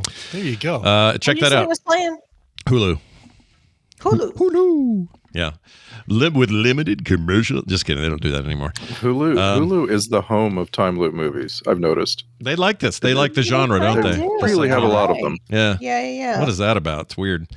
All right. Nicely done. Let's move over to, let's go with Nicole. Nicole, let's do your clip. Tell us all about what we're playing here. What do we got? I don't know. I try to. I'm terrible at capturing audio. I really need to get better at it. I try to capture it with my phone. I think it works. Probably sounds like. Does it? I think so. It probably sounds like duty. Well, we'll find out. We'll find out. I think it sounded okay when I previewed it. I think okay. I was gonna say you could also just play the trailer. Yeah, that's true. But it's on Netflix. I love it. No, Netflix has my number.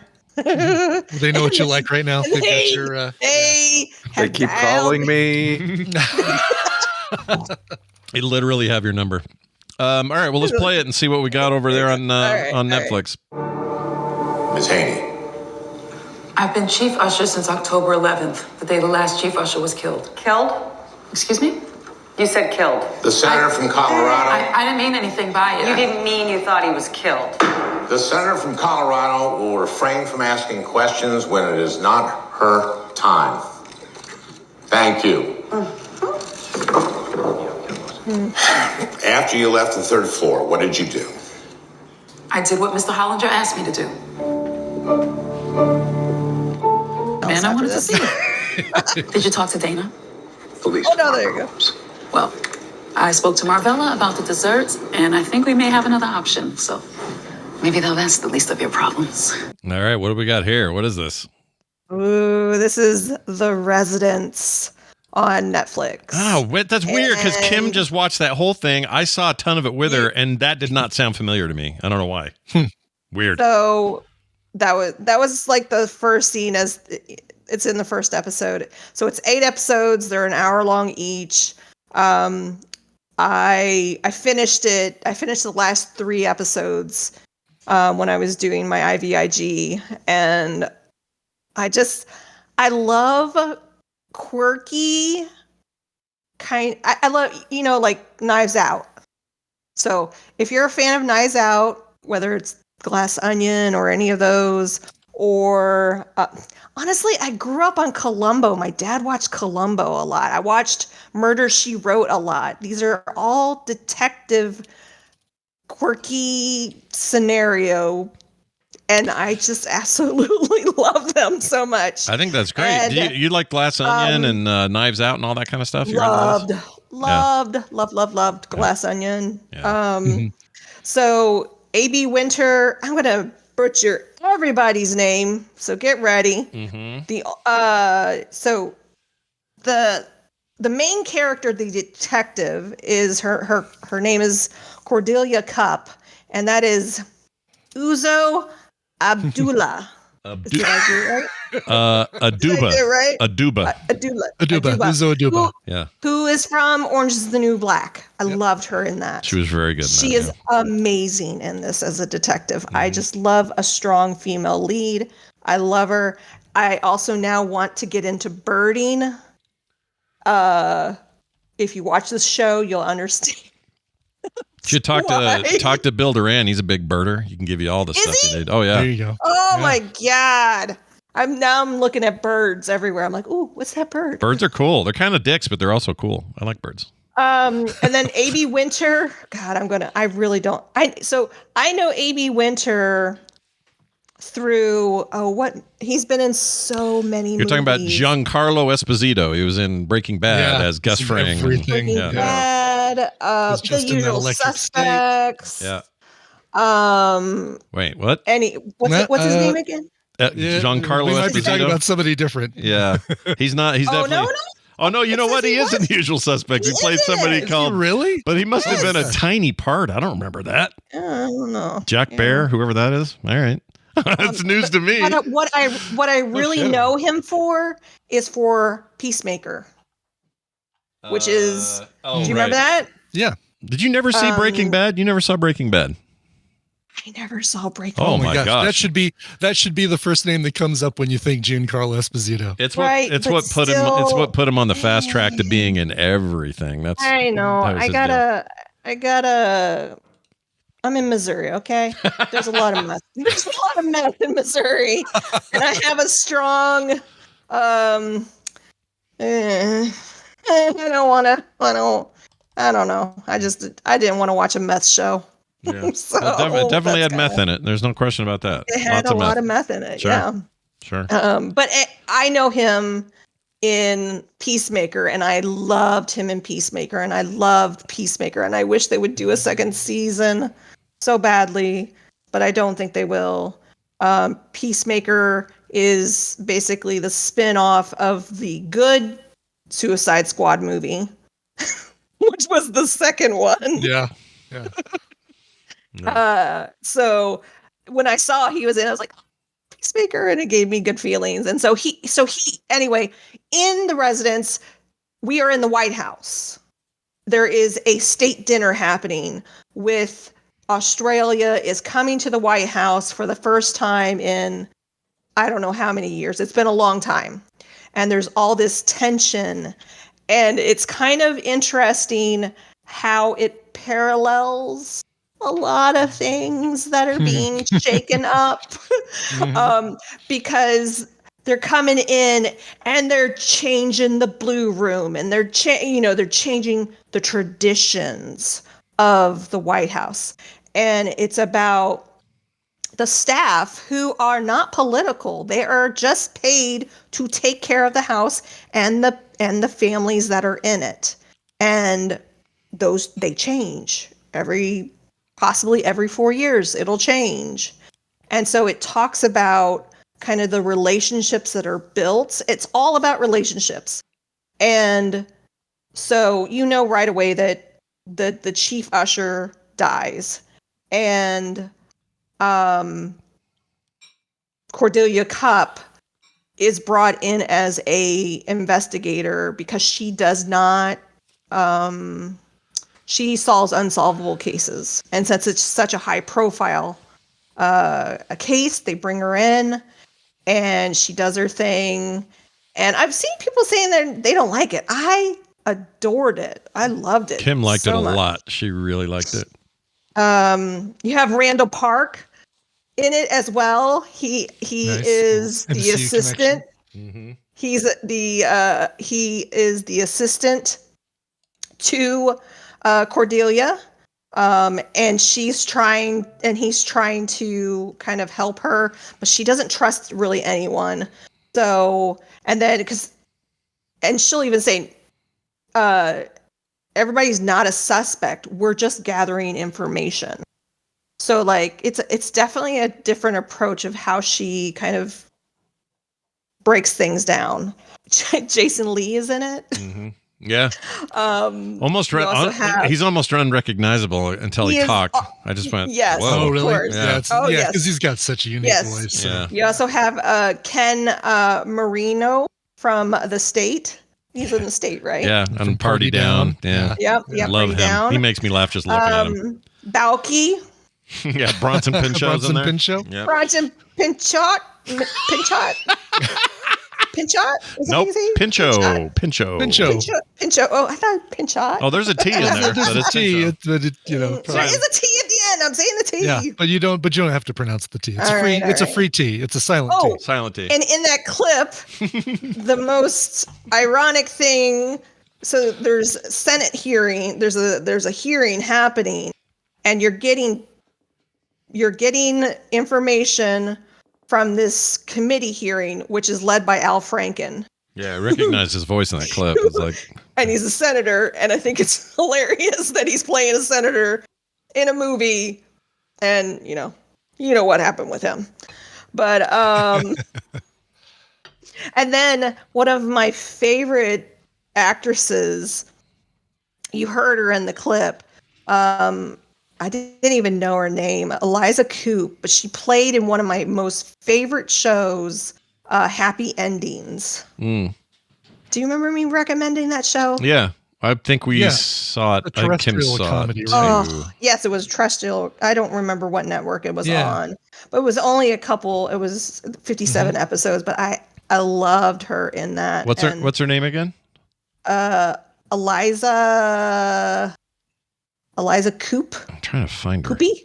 Eliza Coopy? Cuthbert from 24. Is that who it is? Eliza? Elisha. E-L-I- Is Alicia Cuthbert? Alicia Cuthbert. Oh no, I'm sorry. There is an Eliza Coupe in there as well. Yes. Sorry, I was looking at the listing for Happy Endings, and you've got an Eliza and an Alicia. Just trying to work it out. Yeah, it's all good. It's all good. No, you got Eliza Coupe. You were 100% correct. I derailed you with Cuthbert. Yeah. With Jack Bauer's daughter caught in a bear trap. Yeah. Yeah. So lots of fun cameos. Really. Tons of them. Really kind of tons Yeah. of cameos. Yeah. Jane Curtin is in it. Yeah. Seriously, if you're looking if you like that kind of not so serious detective, like I don't want to do a CSI. That's too, like, I don't want to watch like Breaking, like where the woman goes crazy and like all that real life stuff. You want Clue. You want Clue level. Yeah. And there is a point in this show where they go overhead and you get to see the White House from the top, and it looks just like Clue. Yeah. It was so cool. Yeah, the whole vibe I got from this, what bits I watched with Kim were very much like they were channeling that, like a modern day Clue. Isaiah Whitlock Jr.'s in this thing. He does not go shit, but oh gosh, really? So this might be he broke his streak. This really bums me out because I would love to hear him say that. But it's just a fun time. I don't think anybody, like you said, Columbo. It's a perfect example. It's like Columbo. It's like who done it, and it's a little more fun. Monk is another good example of this sort of thing. Monk is a great example. Yeah, this is a little bit more like Clue than that. But we liked it too. I think it's a good pick. It's fun. If it's not too late for me to save people from the well, actually, Giancarlo Esposito was not in Peacemaker. That was Chukwudi Iwuji. And he looks just like him. Ryan Ibbett recently recommended Day of the Jackal on recommendals, right? Like a couple months with ago. Eddie Redmayne. Yeah. Yeah, Chukwudi Iwuji is in that. We just saw. I got it wrong. We just saw. In Yeah, we just saw Esposito in the new Captain In the America, Electric State. Like he's You can't walk 3 feet with The your dude eyes has closed without running yeah. into him. He's got an amazing agent. He really does. Yeah. Or something. I don't know what's going on there. Breaking and I'd Bad also let me check IMDb. I'm going to recommend this show to everybody but 2 people. Called Kaleidoscope on Netflix, which stars Giancarlo Esposito. Whose gimmick was dumb. It was the one where they gave you all the episodes in a random order, but it's a really cool heist TV show with Giancarlo Esposito as the lead. But it's only got a 6.6% in IMDb. You reviewed it here, or did a recommendal here. I did. I totally recommended it here, and I stand behind that recommendal that I really enjoyed it. Tina really enjoyed it. He's also real good in The Gentleman. The Gentleman TV series spinoff was very good with him in it. Yes. He's in everything. I'm serious. You cannot back up 3 feet without tripping over Giancarlo Esposito's body. He's in everything. Yeah. Crazy. Hey, guess who's not in this movie? Who? Hugh Jackman. What? But he is in it. I bet there's a long list of people who aren't in this movie. No. So there's a guy, Ben Pendergast, plays Hugh Jackman, and you never see Hugh Jackman's face, but he's one of like the 200 people at this state dinner party. They basically keep everybody in the White House as she's trying to collect clues, and Hugh Jackman is one of them. And so is Kylie Minogue. And Brian's a big Kylie Minogue it's actually fan. her. I love Kylie Minogue. Yes. She's coming to town, but I'm going to be in Vegas. She's going to be in Denver for a concert, but I'm going to be in Vegas while she's here. So she'll understand. She'll be okay. I think she'll have to, because she's staying in our house. We're just using it as her Airbnb. But you got cameras. You can keep up on She'll her. be watching the cats. She should be so lucky. Sure. So I will just say, usually when I watch these kinds of movies, I guess who it is within the first or couple episodes. TV shows, you mean?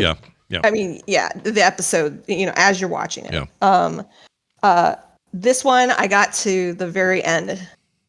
And then I figured it out. I figured it out before. But it took me the whole time to the end to get to who did it. Yep. Which I was like, very good. That's a good. Yeah, you don't want one where you picked it in episode 2 and have to wait till episode 12. Yeah. Like, that's great. Well, there it is. This movie, I keep calling it a movie. This show, The Residents, available now, Netflix. I mean, it's an 8-hour movie. Yeah, and it's a miniseries one-off deal. There's not like a sequel thing, so go catch it and watch it. It's very good. All right, Randy, your turn. What are we playing? This should be easy. Yeah. So, as you know, I'm trying to be comforted by things. Right? Yep, the comfort watching right now. Smart man. And so, one of my favorite actors died, and I was like, I'm going to try to watch a Val Kilmer movie that I haven't seen. And so I found this Joanne Whalley Val Kilmer movie from the early 90s called Kill Me Again. And I turned it off after 15 minutes. I was like, why haven't I ever seen Kill Me Again? Oh, I watched a few minutes of it and found out exactly why I've never seen it. And so I'm like, man, what am I going to look at to really like cleanse the palate? And whenever I ask that question, the answer is always something I've seen before many times, but not in the last 5 years. And this is it. Every time you step outside, disaster falls. Can you not see that I have bigger problems? Winter is almost here, and I have an entire village to feed. Yeah, between you and me, the village could do with a little less feeding, don't you think? This isn't a joke, Hiccup. Oh, why can't you follow the simplest orders? I can't stop myself. I see a dragon, and I have to just kill it, It's who I am, Dad. Oh, yeah, many things, Hiccup. But a dragon killer is not one of them. Get back to the house. Make sure he gets there. I have his mess to clean up. Quite the performance. I've never seen anyone mess up that badly. That helped. Thank you. I was trying. I've seen that movie like 5 times. I didn't know Val Kilmer had anything to do with it. What's how Val? Right. Now, I was explaining that I tried to watch a Val Kilmer movie, and then I had to cleanse my palate with something that I haven't seen. It. Okay. I thought it's funny that if you were going to watch a Val Kilmer, Joanne Whalley Kilmer movie, you didn't pick the one where they met, Willow. I know. But it was because I had never seen it before. So anyway, so as a palate cleanser, this is unbelievably good. And there's a lot of things that you already know about this movie, so I This is won't. the live action one, right? This is the cartoon. Yeah, the cartoon. Correct. Yeah, Yes, live action one isn't out yet. We're also sort of like sating ourselves so that we don't feel the need to attend the live action movie. So, everybody knows this movie. You've seen it. I'm highly recommending that you watch it again if you haven't seen it in a few years. I just looked into it though, and I was amazed at the screenwriter for this thing. So it's based on a Cressida Cowell book, and the screenwriter was William Davies, and this guy has been responsible for the screenplay for Puss in Boots and Johnny English movies and the Stop or My Mom Will Shoot. Like, that's a terrible movie that, like, this guy, he wrote Twins. Like, the writer who wrote the Arnold Schwarzenegger movie Twins wrote this movie, How to Train Your Dragon. It's by far the highest rated film that he's ever been involved in. But I think it's really, really funny that someone could be bumping around Hollywood and wrote the movie The Real McCoy, which everyone hated. That was a bad movie. And then managed to come along and pen the screenplay for this thing. It's just brilliant. It's fun. It's happy. It's funny. I tried to pick a just random clip, and every clip I picked was funny. It's the first it's a good movie. Yeah, first non-Pixar thing where I got as excited about it after I watched it as I would normally a Pixar How film. do you feel about the ones that have come since after? The sequels, you mean? Like the sequels? I think they're okay. I think that's what they are called. Yeah.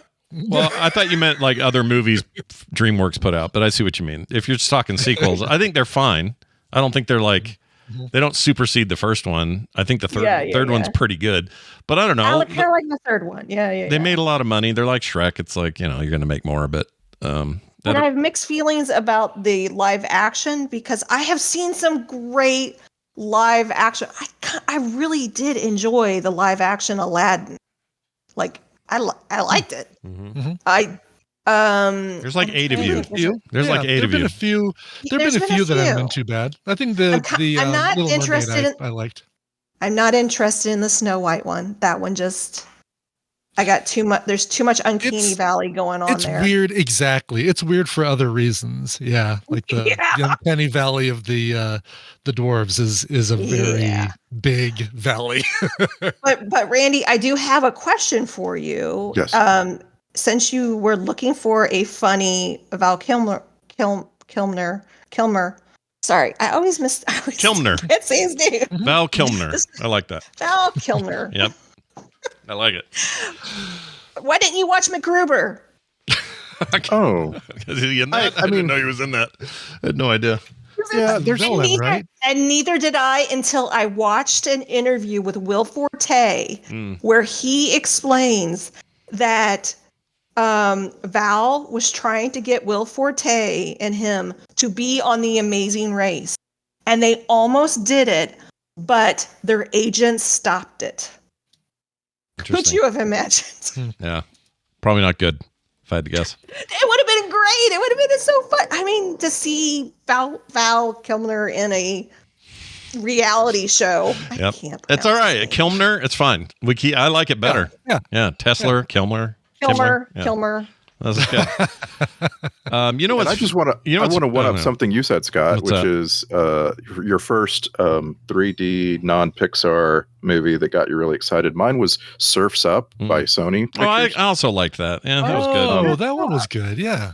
I'm amazed at how that's coming up on 20 years old. Like it really holds up. It's my favorite. One of my favorite non-normal kind of. He's basically just playing the dude, but it's Jeff Bridges. That is one of the secondary characters, kind of like the master surf guy, and he's just doing the dude really, but it's so perfect for this character they made. That's a wonderful movie. I've never seen this. Oh, it's so good, and you kind of because it's Shia LaBeouf plays the main character, you can kind of ignore him because you don't have to look at him. It's just his voice, so that's cool. And he never goes no or anything like that. So that's good. Yes, he does. Oh, does he? Shit. Yeah, he does. Been a while. I think it's fitting that Val Kilmer, or Val Kilmer, as we call him here in America, his final film will be, or ended up being, Top Gun Maverick, which just feels somehow kind of perfect. Like almost bookmarky, even though he did movies before the first one, but it does feel like a nice bookend. Yeah, and he had a lot of stuff, plenty of projects between, like, say, 2019 and 2021. It's just to end on that is a pretty strong end for the guy. Especially because the movie treats it like it's the last thing he'll ever do.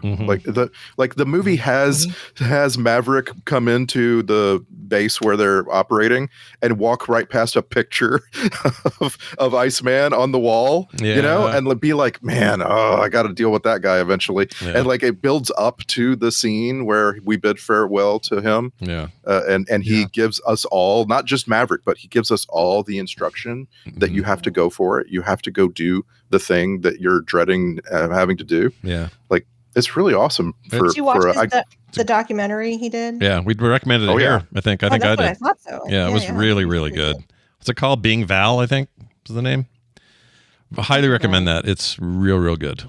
It's just called Val. Is it just Val? I thought it was some other name on there, but I guess you're right. All right. Well, there you have it. That's a great movie. Check it out. The one nice thing about Gerard Butler's character there that we played in your clip, he is also going to be that same dude in the live action. And that's kind of cool. That's all right. Yeah, I'll take it. I mean, if you're going to pick a guy, go ahead and pick him. I'm just not going to go. I'm not going to go to the theater. No, this will be a home watch. Low expectations. Maybe it'll be great. I don't know. I'm not going to judge anything until I see it. Usually I'll be disappointed, but I'm still going to wait until I see it. But I'm not seeing it in theaters. That's $60 I'll save. How about that? All right. Here's mine real quick. This is just to kind of finish us out today. We've been watching a series on Max that has been blowing my mind. It is some of the best acting I've seen this year. I suspect this will be all over the award seasons, and I can't believe how good it is or how one particular character is. I'll play it, and then we'll talk about it. Here you go. Caucasian male, approximately 60 to 70 years old, found unresponsive. No signs of trauma, no ID. On 3. 1, 2, 3. Ooh. Did you take anything? Smell the alcohol from here. This guy's wearing the spring, summer, and fall collection. Jeez. Whoa! What the? What's wrong? What's going on? Patient tested positive for rats. Oh, God. If it matters, I only counted 3. Oh, there goes 1. All right, that laugh at the end is kind of the person you should hear the most from in the show, Noah Wiley, but I only had his laugh in this clip. And the reason I played a more funny, sort of jokey clip is because the rest of the show is extremely serious medical drama, and it's called The Pit. Probably heard about it. Everybody's kind of talking about it, but it's on Max right now. The finale is this Thursday. I was confused and thought I thought it was last Thursday, which explains my shock the other night when it ended. And I went, when you had one more episode. Well, it ended in a way that I thought there's no way they end a season like that. Like there's something more coming. Right. And then I looked it up and went, oh shit, Scott, you dumbass. We still got one left. But I am very confident in recommending the entirety of the thing right now. Here's what makes it interesting. First, one big interesting thing here is originally, and there's a big lawsuit around this, so I won't get into all that, but Noah Wiley was in talks and in preparation to make a literal ER sequel series. So the series was going to be Dr. Carter, way deeper into his career, doing Dr. Carter stuff. That was the plan. Something happened with rights and NBC, Universal, and all this other stuff got all thrown apart. And instead, the creators and writers went off to make this thing called The Pit. It's set in Pittsburgh. They call this hospital ER The Pit. And it is Noah Wiley again, playing a kind of matured Carter kind of character, but is not playing Carter, obviously. He's playing a character named Michael Rabinovich, which people just call him Robbie, there in the hospital. And this is, of course, an older, wiser looking, still babyface, amazing look, still impossible. He never play a villain. It's impossible. He's just he's got that nice guy look. He's too friendly, nice looking, and he is so. Me of the guy that does the jury duty in the Sonic movie. Marsden, James Marsden, maybe a little bit, a little crustier than him, but yeah. Hey, you didn't like him a couple weeks ago. I was gonna say, yeah. Say I didn't like him. I just. You just went a lot. Yeah, that's true. That's usually not liking a thing. You didn't use the words I don't like him, but you used the sound I don't like him. I just know when he's in something, I'm gonna go. Yeah, yeah. Okay. That sounds like it. Sounds like you don't like him. Sonic.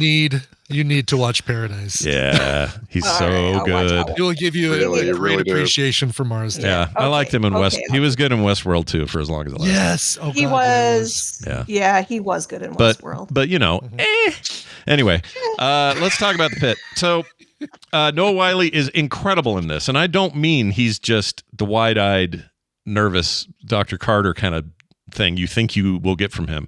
He is extremely good. I think he's up for Best Actor stuff coming up. You'll see it at the Globes. You'll see it at the Emmys. I will be shocked if Noah Wyle isn't nominated for a bunch of this. He's also executive producer, so he's kind of got his hands on stuff. Here's the other trick to this. So on the one hand, you're getting a pseudo-spiritual sequel to ER, a beloved series from the 90s.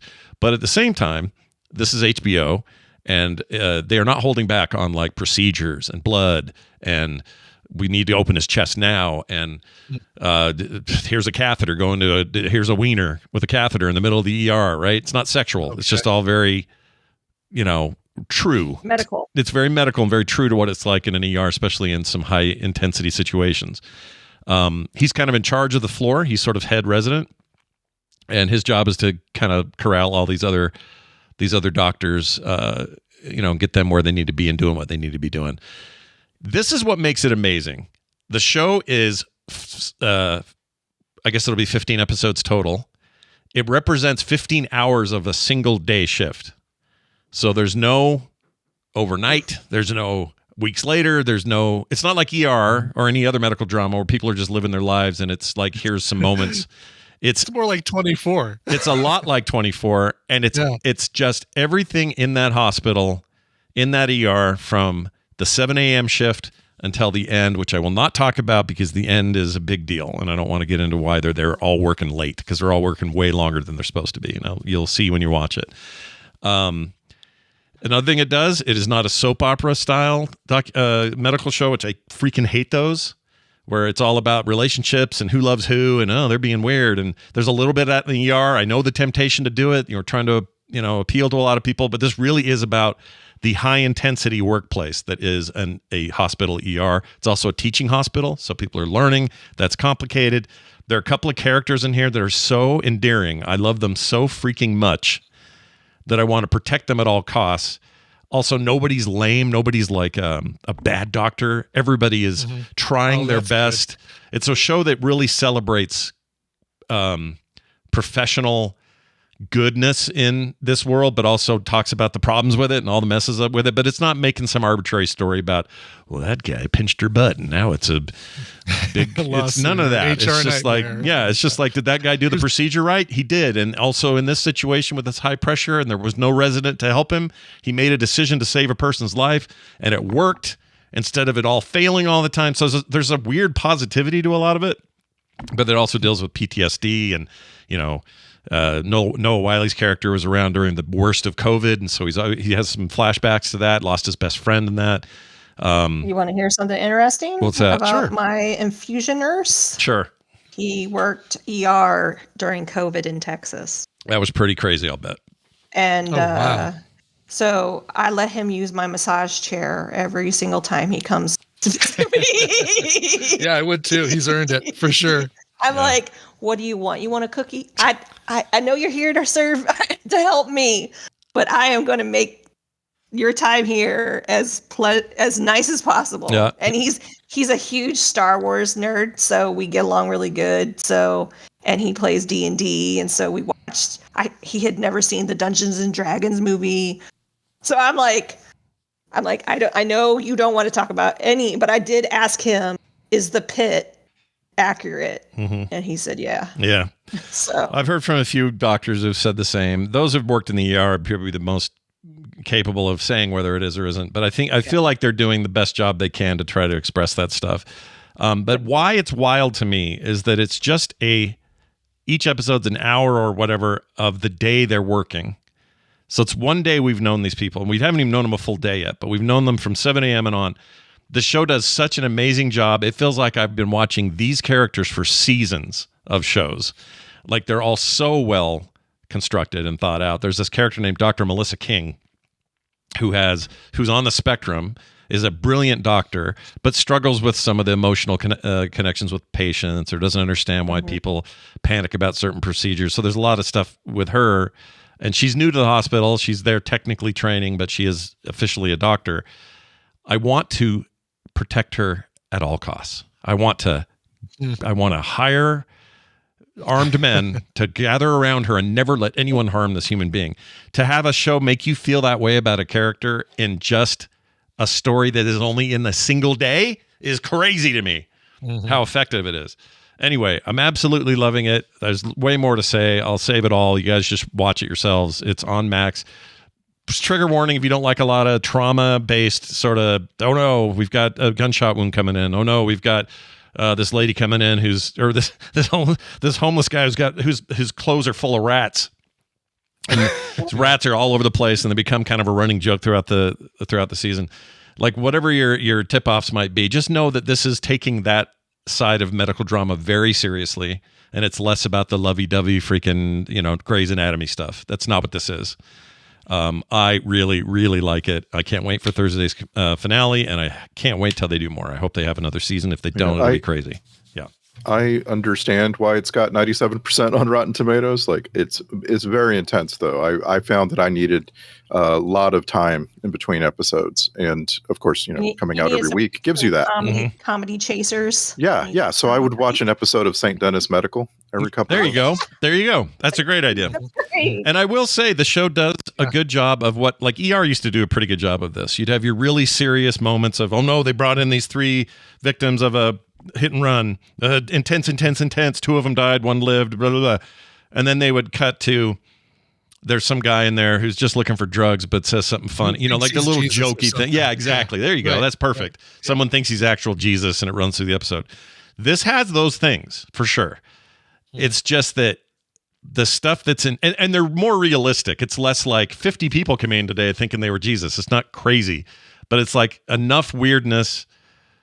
I can't even explain it. There's also a really great, there's an actress in this who is she is the daughter of the Worm Tongue. What's his name? Brad Dourif. Brad Dourif. She's one of the main actresses. She's fantastic. And suddenly, this is not a spoiler because there's really nothing comes of it. He's just another character, but her real dad, Brad Dourif, shows up in this as her fake dad in the show. And so he's in there for a hot minute, and that was fun to see. And there's a few other people like that. You get to see some cameos, but for a show that's just about a single day in the life of these people, it just does amazing things. So I'm giving it my highest possible recommendation. The Pit is awesome and is available now on Max. This is one that Tina watched and loved, and it was enough. Usually, like, she'll tell me, "Oh yeah, I watched this thing. You don't need to watch." And like, this is one she says you probably should watch this one on your own too, because it's worth going back and watching. Yep. So yep. I will. It's very, very good. Thank you for reiterating it for what she said. Well, there you have it. Let us now tell people that they can go to quicktms.li and they can watch all these things. All our recommendations are up there. And they're already there. Links right to those pages on Max, Netflix, and Hulu. Images of us all smiling, saying, "This is what I recommend." All that stuff. Yeah. So, real good I need stuff. to send you a new picture. I think that picture's like 20 years old. What picture? Okay. Which one? Oh, the one on the side? The tiny little circle that I use for Nicole. TMS. You can give me. Do you want me to use that? Do you want me to use that picture of you really fed up that you sent us via the Discord chat?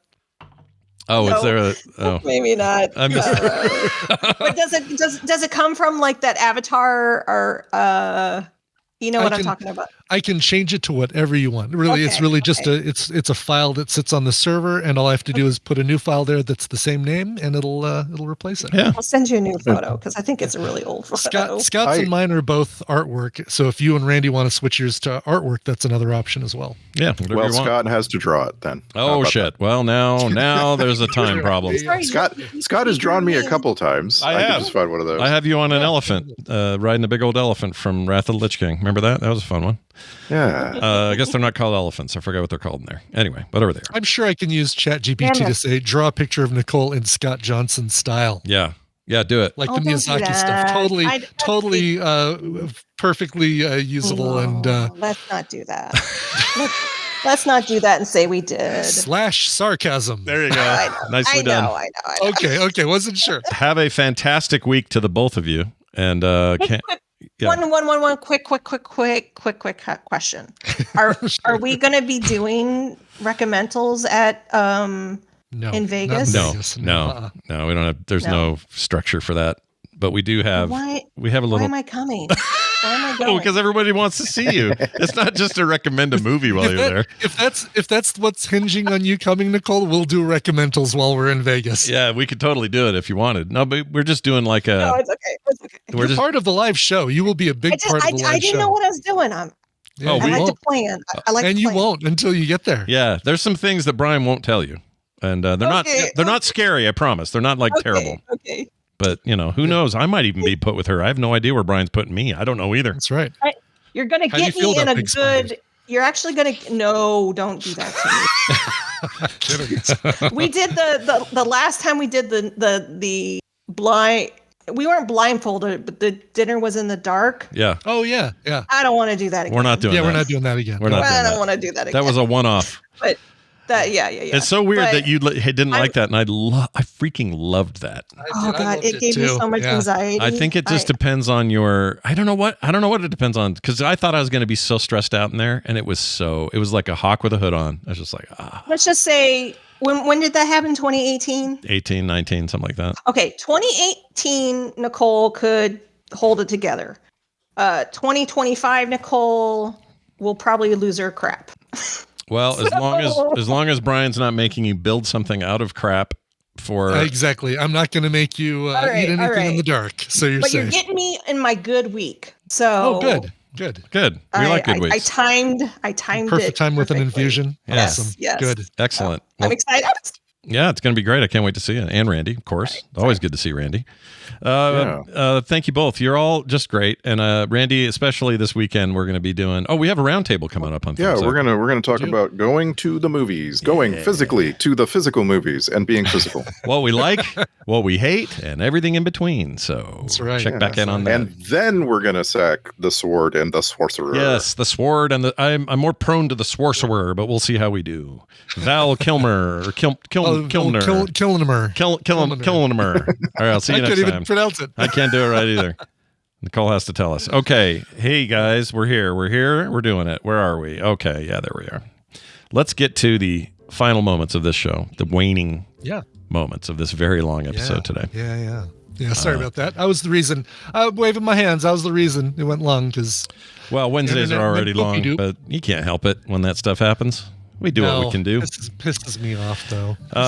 We're done, though. But that means we got lots more coming up. Tomorrow we'll have a show. All the rest of the week, super normal. So we'd love to have you for that. I'm told, I think in the chat somewhere, somebody said the titles aren't working. So if you wanted to submit a last-second title and you're in there live, you got to go do it manually over at frogpants.showbot.tv. But that still works. So hop in there. I'm not sure what's going on with that. Maybe it's fixed by now. But there you go. Let's get out of here, Brian. You want to play a song to soothe our souls? What do you got there? I would like nothing more than to do that. We found out in pre-show that today is Logan's birthday, Logan Victorine, and Leslie wrote in and said, "Hey, Scarecrow and Buck, it's that time of year again. The baby that Kim almost took home from BlizzCon 2013 is turning 12 on April 9th. Since then, he's become obsessed with so many things, most recently Wicked. For his birthday, can you play a cover of The Wizard and I by Ariana Big, as Logan calls her? Happy 12th birthday, Logan. Enjoy your last year as a kid before becoming a teenager." Aw. Have to we got to celebrate this with one of these. Happy birthday to you. Congratulations, dude. You're old. Super cool. Yeah. And we saw photos of you at Minecraft with all your buddies there going to see the movie, and hope you enjoyed it. Hope you really dug it. This is really cool. So Ariana Grande, of course, very much connected with the film Wicked now, but back in 2003, she was a fan like all the rest of us. And for the 15th anniversary special edition of the musical, they released an album that featured, of course, the cast of Wicked performing all their songs, but also a bonus disc of other performers performing songs that they enjoy from Wicked. And in this case, you've got Ariana Grande covering the song that Idina Menzel and Cynthia Erivo both perform in the musical and in the movie. It is called The Wizard and I. Here is probably one of the only times you'll ever hear on this show, Ariana Grande. In the menu of life, make your main entree frogpants.com. It's delicious. Delicious. Oh, okay.